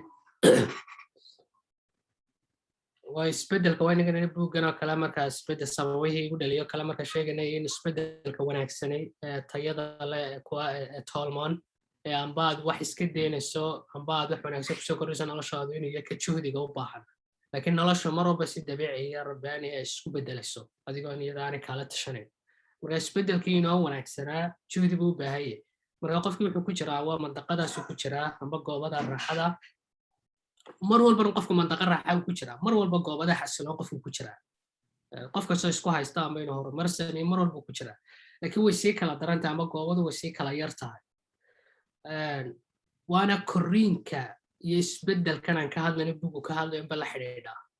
oo markaad isbeddel samaysid amba aad korriin samaysidba mandaqadaadii waad seerkarkeedii waad ballaadhisay oo waad ka baxday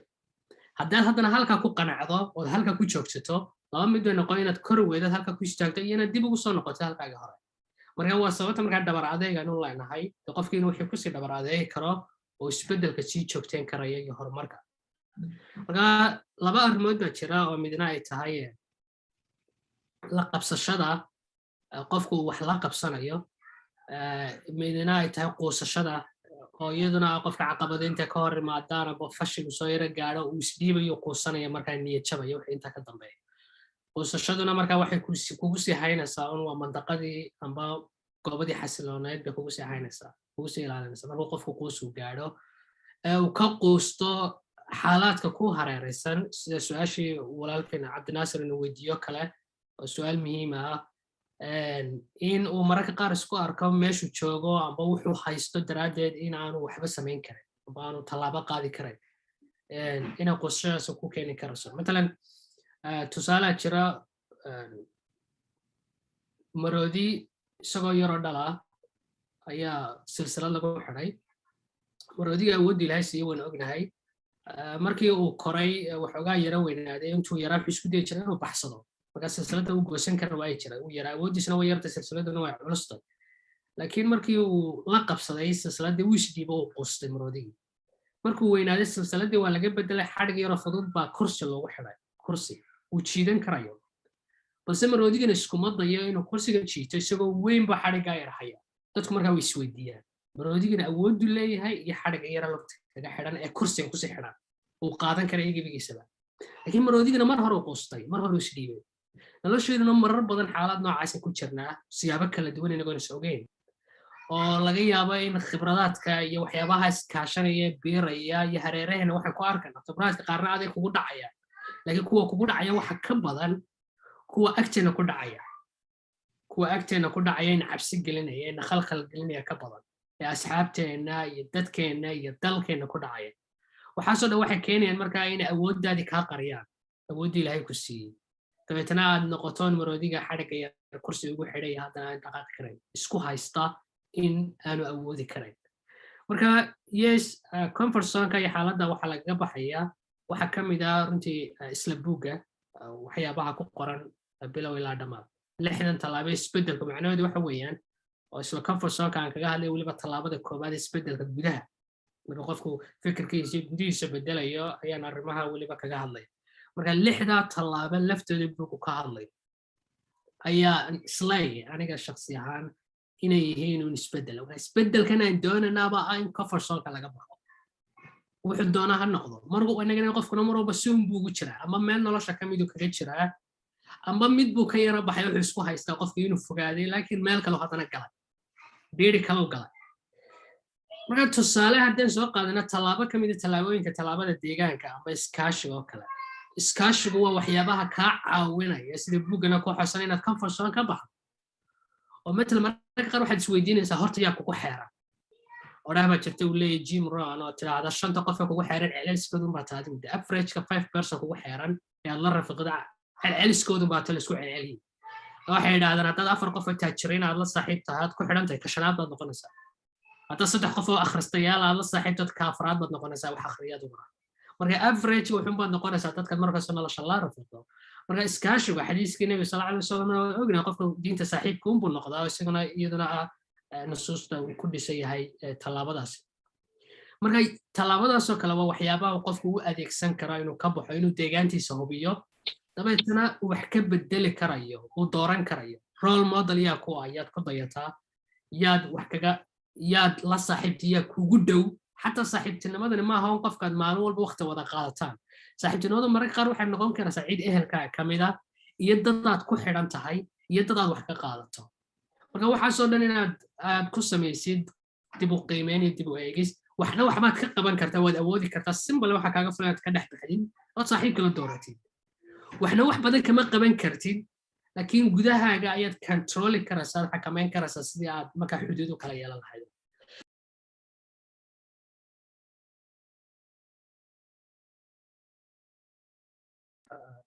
raalahaada marka qaar si accident moodka marka kale waa laga saaro ay noqonaysaa raalaha qadiija marka su'aasha waxaan isleeyahay marka buugga ayaan talaabada koowaad iyo siiba talaabada afraad ee iskaashiga ayaa meelahaas kamid ah meelaha kaga hadlayo marka waa isbedelkaas aan ka hadlayna guud ahaan ayaa waxyaabaha go'aanka oo kale marka leenahay go'aanku waa ficil dee ficilkaas matalan tusaale hataa soo qaato qof baa laga yaabaa inuu yidhaahdo akhrisku nin uu dhib badan yahay boring baa noqdaa markaan wax akhriyo waan ku caajisaa maanta dhan buugiyaa eegi karaya anigu qofkani waxaa laga yaabaa inuu ka jecelyo naftiisa oo ka jeceshahay maanta oo dhan inuu 4 saacadood social media ku jiro ama tv daawanaya uga fudud sababtoo ah social media energy kaagama baahna laakiin inaad go'aan qaadatood wax akhrido jimicsi samaysood ganacsigan bilowdo dadaal kale oo fara badan oo weyn oo comfort zone-kaaga aad kaga baxaysa aad samaysaa energy bay kaaga baahanta marka had iyo jeer energy-geena waxaan siinaa wax iyagu laga yaabo inaan energy nooga baahno easy and fun ah wax fudud oo haddana iska entertainment oo maaweela ah taasi naftu inoo badisaa laakiin waxaan jihdiga energy kaaga baahan daaqada kaaga baahan waxay u baahan tahay dadaal joodi waa kii nabigu sallallahu alayhi wasallam markay lahaa shadiidku ma aha ka surcada ku xoog badan shadiidku waa ka naftiisa xakameeya xilliga ama daqiiqada cadhada sidoo kale jihaadka ugu fadliga badan waa jihaadka nafsiga markay saxaabadu jihaadkii weynaa ka soo noqdeen nabigu sallallahu alayhi wasallam jihaadkii weynaa bay noo haray oo ku yidhi ma jihaad weyn baa jira oo kan ka sii weyn deetana waa jihaadka nafta marka kii yaraan bani ma ka soo baxnaa kii weynaa bay noo haray iyagu waxay islaayeen kii weynaa baa ka soo baxday marka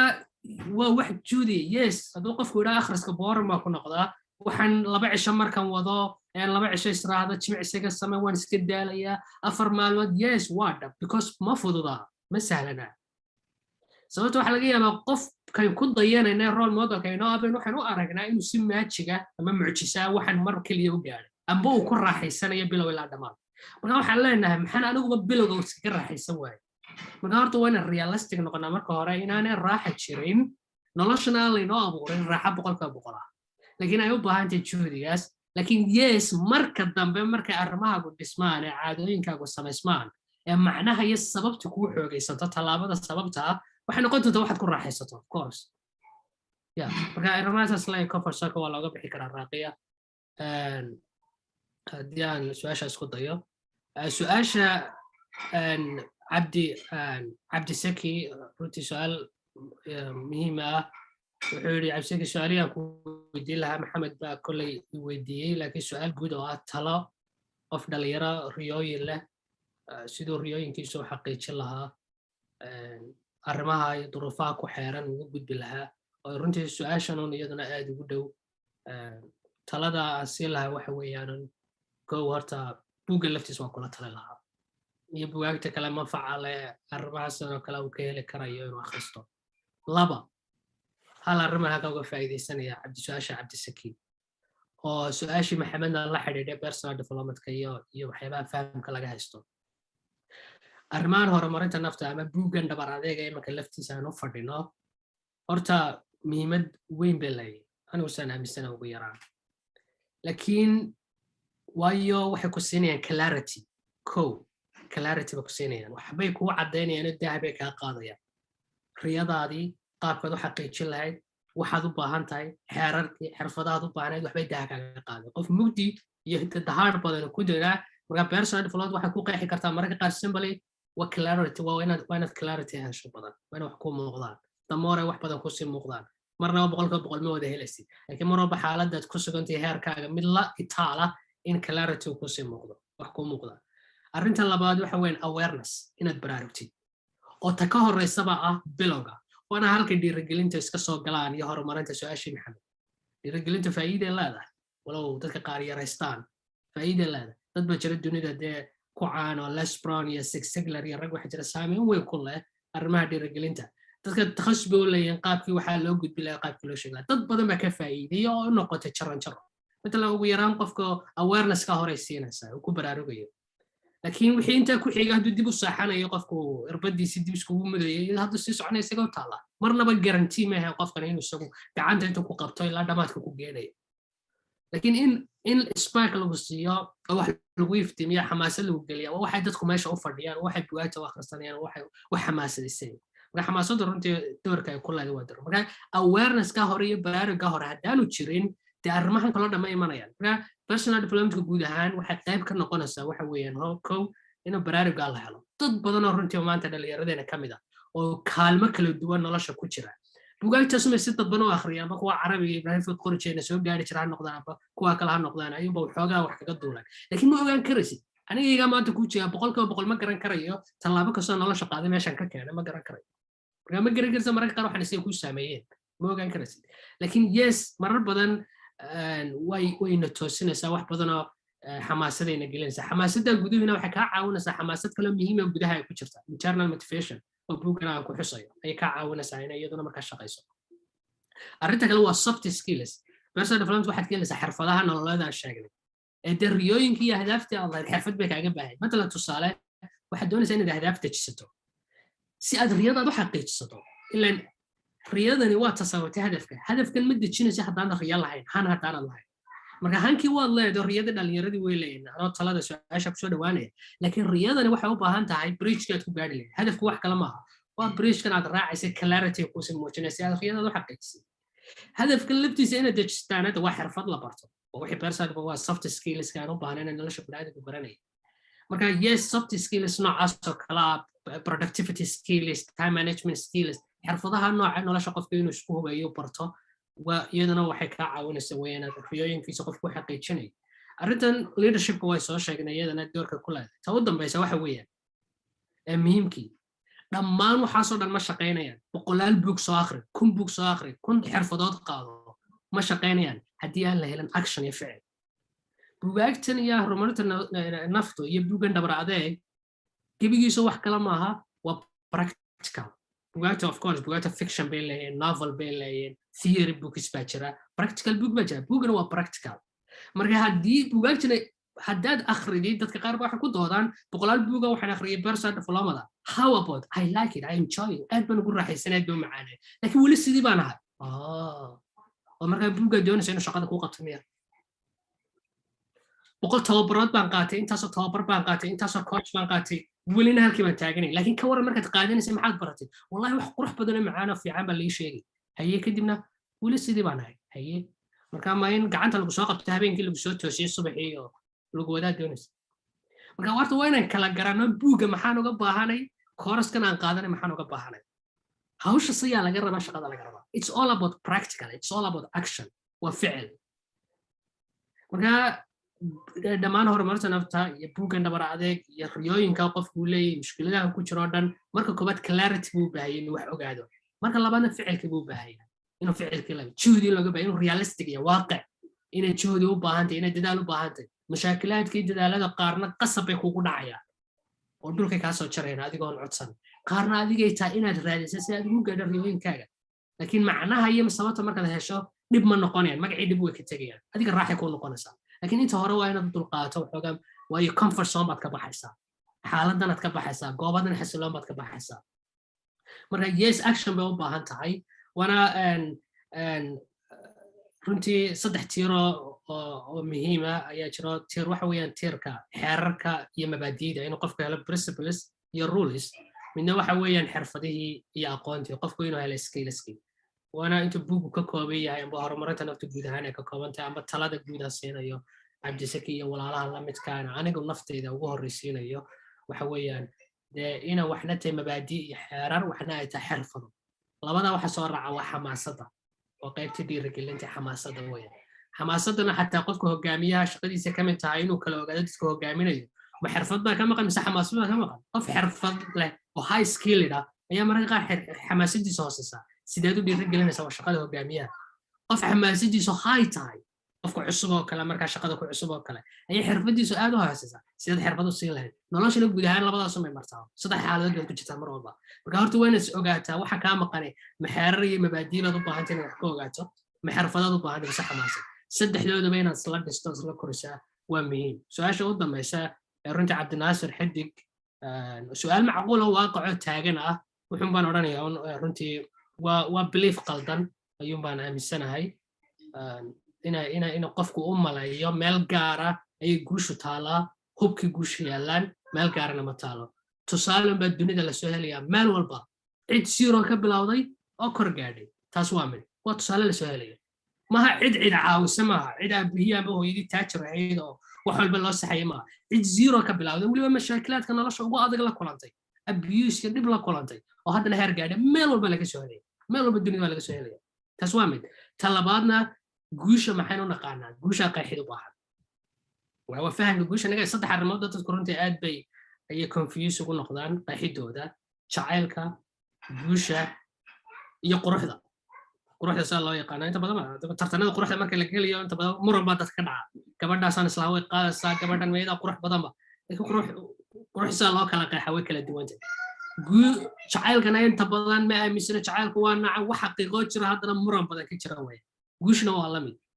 qofba material dadka ku qancinaya qofbaa reer galbeedkan guusha u haysta qofbaa creativityga guusha u arka qofka ikhtiraacay softwareka iyo ka facebook ikhtiraacay qofbaa dalka u haysta dalka horumarka gaadheen qofba meesha marka guusha qeexid u baahan marka adigu naftaada miyaad ka hadlaysaa mise dalka jirtaad ka hadlaysaa dalka awoodda waxaa la dhahaa circle of influence waxaa jira waxaad wax ka qaban karta waxaanad waxba ka qaban karin adigu waxaad wax ka qaban karta waa naftaada meel kasta joogto horumar iyo guul waad gaadhsiin karaysaa oo horumarkaas isbedel loo gaarsiin karto marka fursadaha iyo waxa kale ilaahay u daa iyo meesha noloshaada dambe u socoto laakiin at that time aad joogto mas-uuliyaddaas iyo doontaas iyo kabtanka markabkaaga noloshaada waa adiga meel kasta joogto ama dalkeen noqota iyo meesha jooga iyo afrika jooga waxay adigu khuseeya maa wax ka qaban karaysa marka inahaas aslay su-aasha cabdinaasir sadaa su-aalaha ku dheeraaday waa qadiijo kugu soo wareejiyay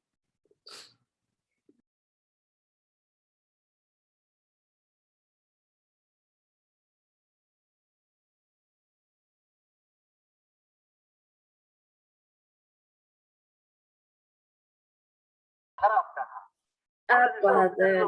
u mahadsan tahay ustaad ibrahim aad baad u mahadsantihiin dhammaantiin waxaa jirta su-aal xaggan hoose lagu soo qoray xafsi soo qortay maadaamay aanay gacanta soo taagan karin marka su-aasheedu waxay daaran tahay ibrahim ustaad saad aragtid waxay ka hadlaysaa maxay ku kala duwan yihiin human development iyo self development qaab noocaasay su-aasheeda u dhigtay haddii aad dadka arki karisid marka su-aashaas baan codsan lahaa inaad kusoo gebagabaysid haddii aad si fiican u arki karisid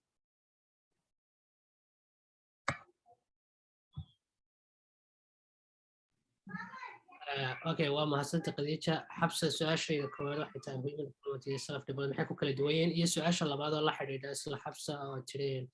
self development kusoo saddexda hore un ma soo hosgelayaan waa intii horta aan marka hore sheegay marka waxay ku kala duwan yihiin waanigii idhi ma jirto qeexid rasmiya sida culumta kale curriculum loogu dejiyo manahij cid kasta u garan karayso google aad ka heli karaysid qaabka iskugu xigaan qaabka leveleska heerarku yihiin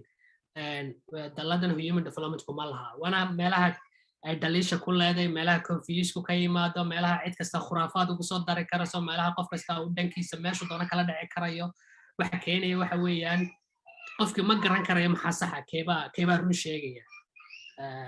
maxaan kan ka qaataa qofkan wax fiican buu sheegaya laakiin waxaan kalena ma aaminsaniye marka wixii oo dhan maa isku wada tuuraa waxa confuseka keenaba waxa ka mid ah ma jirto wax rasmiya marka aniga fahamkayga iyo kuwan ku qancay kuwa ka mid ah ayaa sidan ah inay intan u qaybsamayso afartaa majaal ee waaweyn oo kuwa kala fara badan sooga majaal kastaaba isaga intaasoo qayb usii qaybsamaya 10 xirfadood iyo 3 xirfadood kusii dhex jiraan oo matala hal xirfadood personal development ka mid ah communication skills ah ayaa 10 xirfadood kasii kooban iyada lafteed xirfad kasta sideeda muhiim u tahay laakiin afarta majaal waaweyn guud aan u qaybinayna waxa weeyaan idaariga maamulka marka maamul marka halka hadlayno qadiijo xabsa waxay tiray soo personal development kuma jiraan wanaga nira personal development waa mar waa tiir gaara marna dhammaantood wuxuu yahay yani waa qalbi buu yahay kama maarmayaan marka idaaradii iyo maamulkii arrimaha marka laga hadlayo mashaariicda mu'asasaadka organisationka horumarintooda iyo maamulkii hogaaminta marka laga hadlayo waa shaqo gaar ah oo runtii weliba wax badanoo ka mida jaamacad lagu dhigto lagu daraaseeyo laakiin waxay ku shaqaynayaan ka maarmay baa personal development of course marka waa saxsan tahay tan labaad ee guurka iyo barbaarinta majaal kale weeyaan arrimaha socialka ijtimaaciga iyo qoysaska waa majaal gaaro siisa jaamacad lagu dhigi karo iskuulo lagu dhigo dad gaar ku takhasusaan laakiin at the same time personal development bay u baahanayaan oo tiirkan kale personal development kama maarmayo مثلا waa laba qof oo iskuursaday labadii qof oo iskuursaday mid kasta inuu noloshiisa horumar uu ku sameynayo oo xirfad kamid ah personal development communication skill ka la yiraahdaa wada xiriirka tolmoon dee wuxuu guurku ku dhisay yahay hadii taasi liidato guurku waxa laga yaabaa inuu burburo marka daas way marka iyadoo guurku uu yahay majaal gaar ah ayaa haddana xirfadii horumarinta naftu ay u tahay wax badan oo kamid ah waxyaabo guur ku dhisay yahay majaalka kale ee professionalka ah ee mehaniga ah arrimaha kala tababarkaana iyadoo professional qofka shaqo gaar ah loo tababarayo ayaa haddana qofka waxa la barayaa de waqtigiisa sidoo uu maareyn lahaa hadafkiisa sidoo majaalkiisan horumar uga gaari lahaa marka personal development waa soo gelaya marka saddexda majaalba waa saxsantay xabsi uu soo gelaya haddana waa majaal gaarkiisa oo taagan personal development oo gaarkiisa oo taagan oo sidiisa xirfadka nolosha iyo soft skillska iyo arrimaha lagu baran karayo weeyaan haddaan fahmay su-aasha xabsa talo su-aashaasi kalaar ma tahay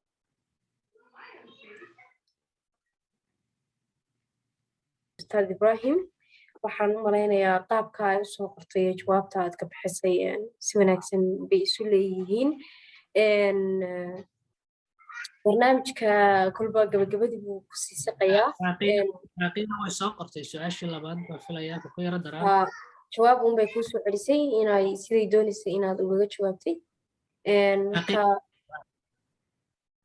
raqiya waxay tiri yool dhigashada aad baa loo tilmaamaa muhiimadeeda si haddii waddadii aan u mari lahaa yoolkeeda aad igu muuqan xalka ma noqon karaa inaan bila qorsho u howlgalo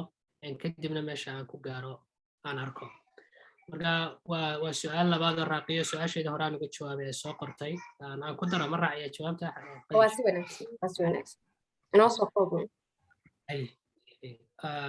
raaqiyo waxay tiri yool dhigashada inay muhiimta baa la tilmaamaa oo ah waddo loo maro qofku yool ama riyo uu lahaa marka qofkii aan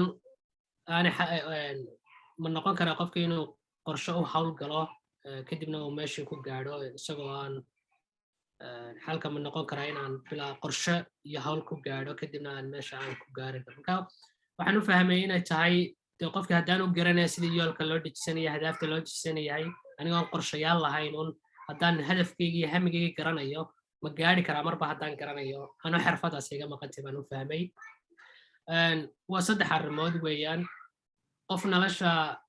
try and error sida technologyga loo tijaabiyo kale try and error kacakuf ku gaadhay kacakuf soomaalida in badanoo taajiriintooda haddaad u fiirsato kacakufkaasi kusoo gaadheen heerka ay gaadheen try and error iyo fursado nololeed iyo xaalaad iyo waqtiyo nololeed ay noolaayeen qof kastaba hadduu isla iska sug kacakuf wuu sugi karaya waana noqon kartaa mana noqon karso laakiin waxaan isweydiin leh haddii aan helo haddii riyadayda aan garanayo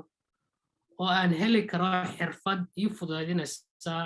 in aan ku gaari karayo ku xaqiijin karayo it's all about self control marka naftaadaas haddaad xakamayn karayso ad ka adagtay xirfadiina aad ogaatay adiga markaa kugu taal waa qaraarka aan lahayn bini'aadamku wuxuu aanu awooddiisa u isticmaalin waa maxay noolaha kaloo dhan awooddiisa u isticmaalo because bini'aadamku qaraar buu haystaa wixii intaa ka dambeeya waa qaraar waa go-aan ku yaala waxaad u baahan tahay inaad ogaatid kadib aad naftaada xakamayn karaysid taas oo marka haddiiba aad xirfadii baran karaysid ood ogaan karayso qorshayaashii waayo nolosha waxaa la idhahdaa qofka haddaanu qorsho lahayn mar walba qofku qorshuu leeyahay oo qorsho uu jiraa mid aanad markaa ugu talagelin baa kuu qorshaysan oo meel kaa ridi kara qorsho waxaa jira rabbaani oo adduunkooga inuu ilaahay kugu talagalay kaana waxba kama qaban karno waa sababta qayb kale inooga qariyo marka ilaahay uu inoo naxariistay oo waxay nagu dhacaya mustaqbalkii o dhan inoomu sheegin dhibaatooyinka waxay nagu dhacaya fashalka nagu dhacaya inaan inagii markaan raahno sida ilaahay ka dhigay noqon doonta oo ilaahay muxuu kaaga qariyay haddaad fadhiisanaysaa sugisa sida ilaahay ka dhigo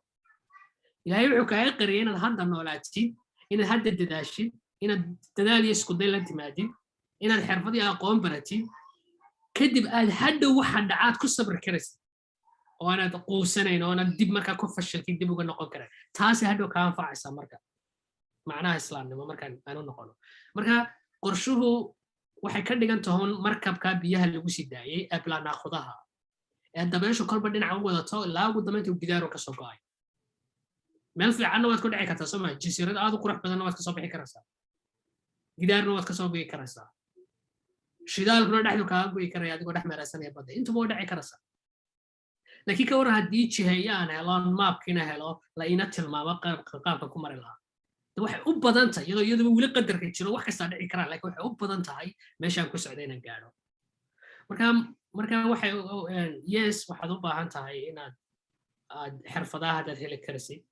buug haddaad ka akhriyi karaysid cid kaaga habboon haddaad weydiin karaysid inaad isku daydo marba haddaad garanayso wixii aad doonaysay marba haddaad garanayso inaad qoratid qoraalka ha u eegin perfectionist ha u eegin ha is odhani mar walba qorshaha biligeed samaystan dhisanaya taas the problemka waaweynayna haysta iyaduna ka mid tahay muhiimaddu waa inaad caadaysata iyada lafteeda caadaa habid aad baranaysid inaad wax qoran karaysid oo wax 5 minute iyo daqiiqada kaa qaadanaya subaxii aroortina wax iska qoro maalintaada waxa ku qorshaysan habeenkii fiidkana wixii kuu qabsoomay iyo berri markaad soo toosaan wax ka bilaabaysa iska qoro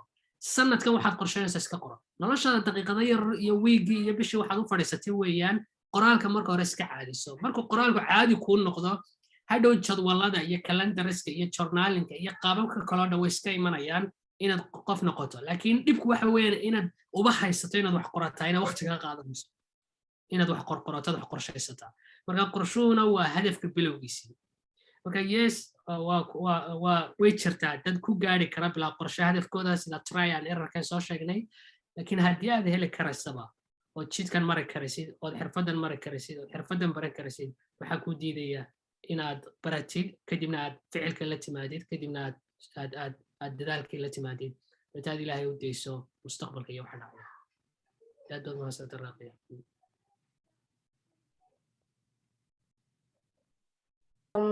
aad baad mahadsan tahay ustaad Ibrahim waxaan u malaynayaa barnaamijku waynala sii dheeraaday oo dabcan dad badan oo kasoo qayb galay oo aad u xiiseynayay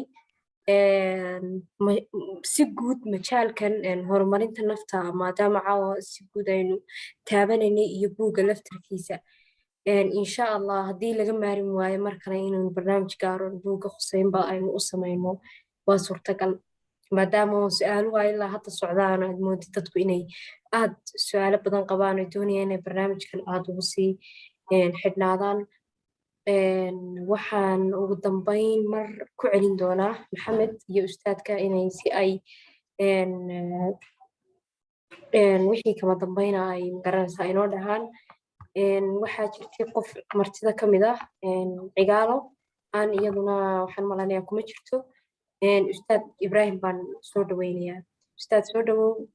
kelmadaada ugu dambeysa insha allah ku saabsan wixii buuggaaga iyo garanaysaa daabacaadiisa iyo arrimahaas oo dhan insha allah soo dhawow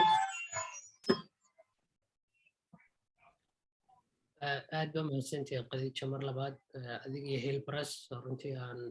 si gaara idinku mahadnaqayo madbacad goor loo baahnaa timid runtii wax badan qoraalka iyo turjumaadda iyo af soomaaligeena runtii wax badan loo baqayay oo luuqadaha waxaa nooleeya wax lagu qoro waxna lagu turjumo haddii terminology erebixin noqoto iyo hadday aqoon tahayba waxa dhisaya doorka iyo contributionka aad ku leedihiin waa idinku sii dhiirigelinayna sii wadaan qaabka kale aad qoraayada u gacan qabataan ugu fudeydisaan howlo badan iyadana sidoo kale aad ba mahadsantihiin marka labaad walaalaha kulankan iyo waqtigooda inoo soo horay jazaakum allahu khayran waa mahadsantihiin buugga dhabar adeeg kolley hadda kolley sidaan sheegnay hilbras baa lagala xidhiidhayaa intiisii badnayd inay dhammaatay maktabadaha dalka sida muqdisho iyo inay ka dhammaadeen baan filayaa jigjiga iyo meelihii u yaalay laakiin hilbras inta ay hayso way u diri karayaan delivery online ahaan qofku kala dalban karaa qofkii kale amazon wax ka dalban karaa isaguna amazon buu ka helayaa waana rajeynana insha allah dhowaan amba inaan markaa dib usoo daabacno isagoo inta ka badan uu dib usoo galo hadalka guud ahaan u yimaado marka runtii waa buuga naftayda iyo walaalahaba aan ku dhiirigelinayo qofkii heli karaya inuu akhristo uu ka faa'iidaysto kadibna uu ficil uu raaciyo ku daro buuggan iyo wax kastoo kale oo kastoo wanaagsan oo nolosheena naafacayo mustaqbalkeena iyo riyooyinkeenaba inaan mar walba ficilka iyo dadaalka iyo xakamaynta nafta kula dadaalo oo aynaan isku hadlayno keliya waxaynu akhrisanay ama buugaagta iyo sida loo malaynayo inaanay nagu filaan inaad buug akhrisato buuggaas wuxuu doona ha noqdee marka aad baa mahadsantiin mar labaad waxaan si gaara runtii aan ugu mahadnaqayaa sidoo kale saaxiibkay walaalkay maxamed abuukar macalin buuggan ahaa dadkii bilowgiiba akhriyey maantana halkan runtii igu soo sharfay buugga su-aalo qiimale la wadaagay buuggana sidoo kale dul maray oo wixii uu ka faa'iiday wixii uu ka fahmay nala wadaagay waqtigiisa iyo doorka uu ka qaatay kulankan aad baan ugu mahadnaqaya isagana khadiija aad baa mahadsantiin ibrahim adiga mudo walaalo waan kaa guddoonay fariintaas bogaadinta anigoo ka hilbareys ahaan u hadlaya maxamed baan soo dhaweynaya maxamed fariintaada ugu dambeysa maasantahay khadiija walaashay maadin barakeeye waxa waaye aniga fariinteydu waa iska kooban tahay marka hore waa idin mahadnaqan hilbareys iyo ustaadka ustaad ibrahim oo marti noogu ah barnaamijkeena iyo khiyaartana dhegeysatay marka waa mahadsantihiin idin leeyahay dhammaan waxaan kusoo gunaanada aan leeyahay dhalinta ka faa'iidaystaan buugga ustaadka uu waqti badan geliyey oo u arkay inay yacni ummadiisa faa'iido u leeyahay marka saacado kooban baa marka aqoontaas oo dhan ku guran kartaa marka aan ka faa'iidaysanaan leenahay waa mahadsantihiin assalaamu calaykum aad baad mahadsantihiin maxamed iyo ustaad ibrahim waa beriba sida quruxda badan ee aad magaranaysaa nolosha garayseen waxyaalo badan muddo kooban oo cayiman ka hilbareys ahaan waan idin mahadcelinaynaa dhammaan idinka iyo kasoo qaybgalayaasha sharafta badan ee muddadaas ilaa saacadee barkaa ina dhegeysanayey cid kastoo doonaysa inay barnaamijyada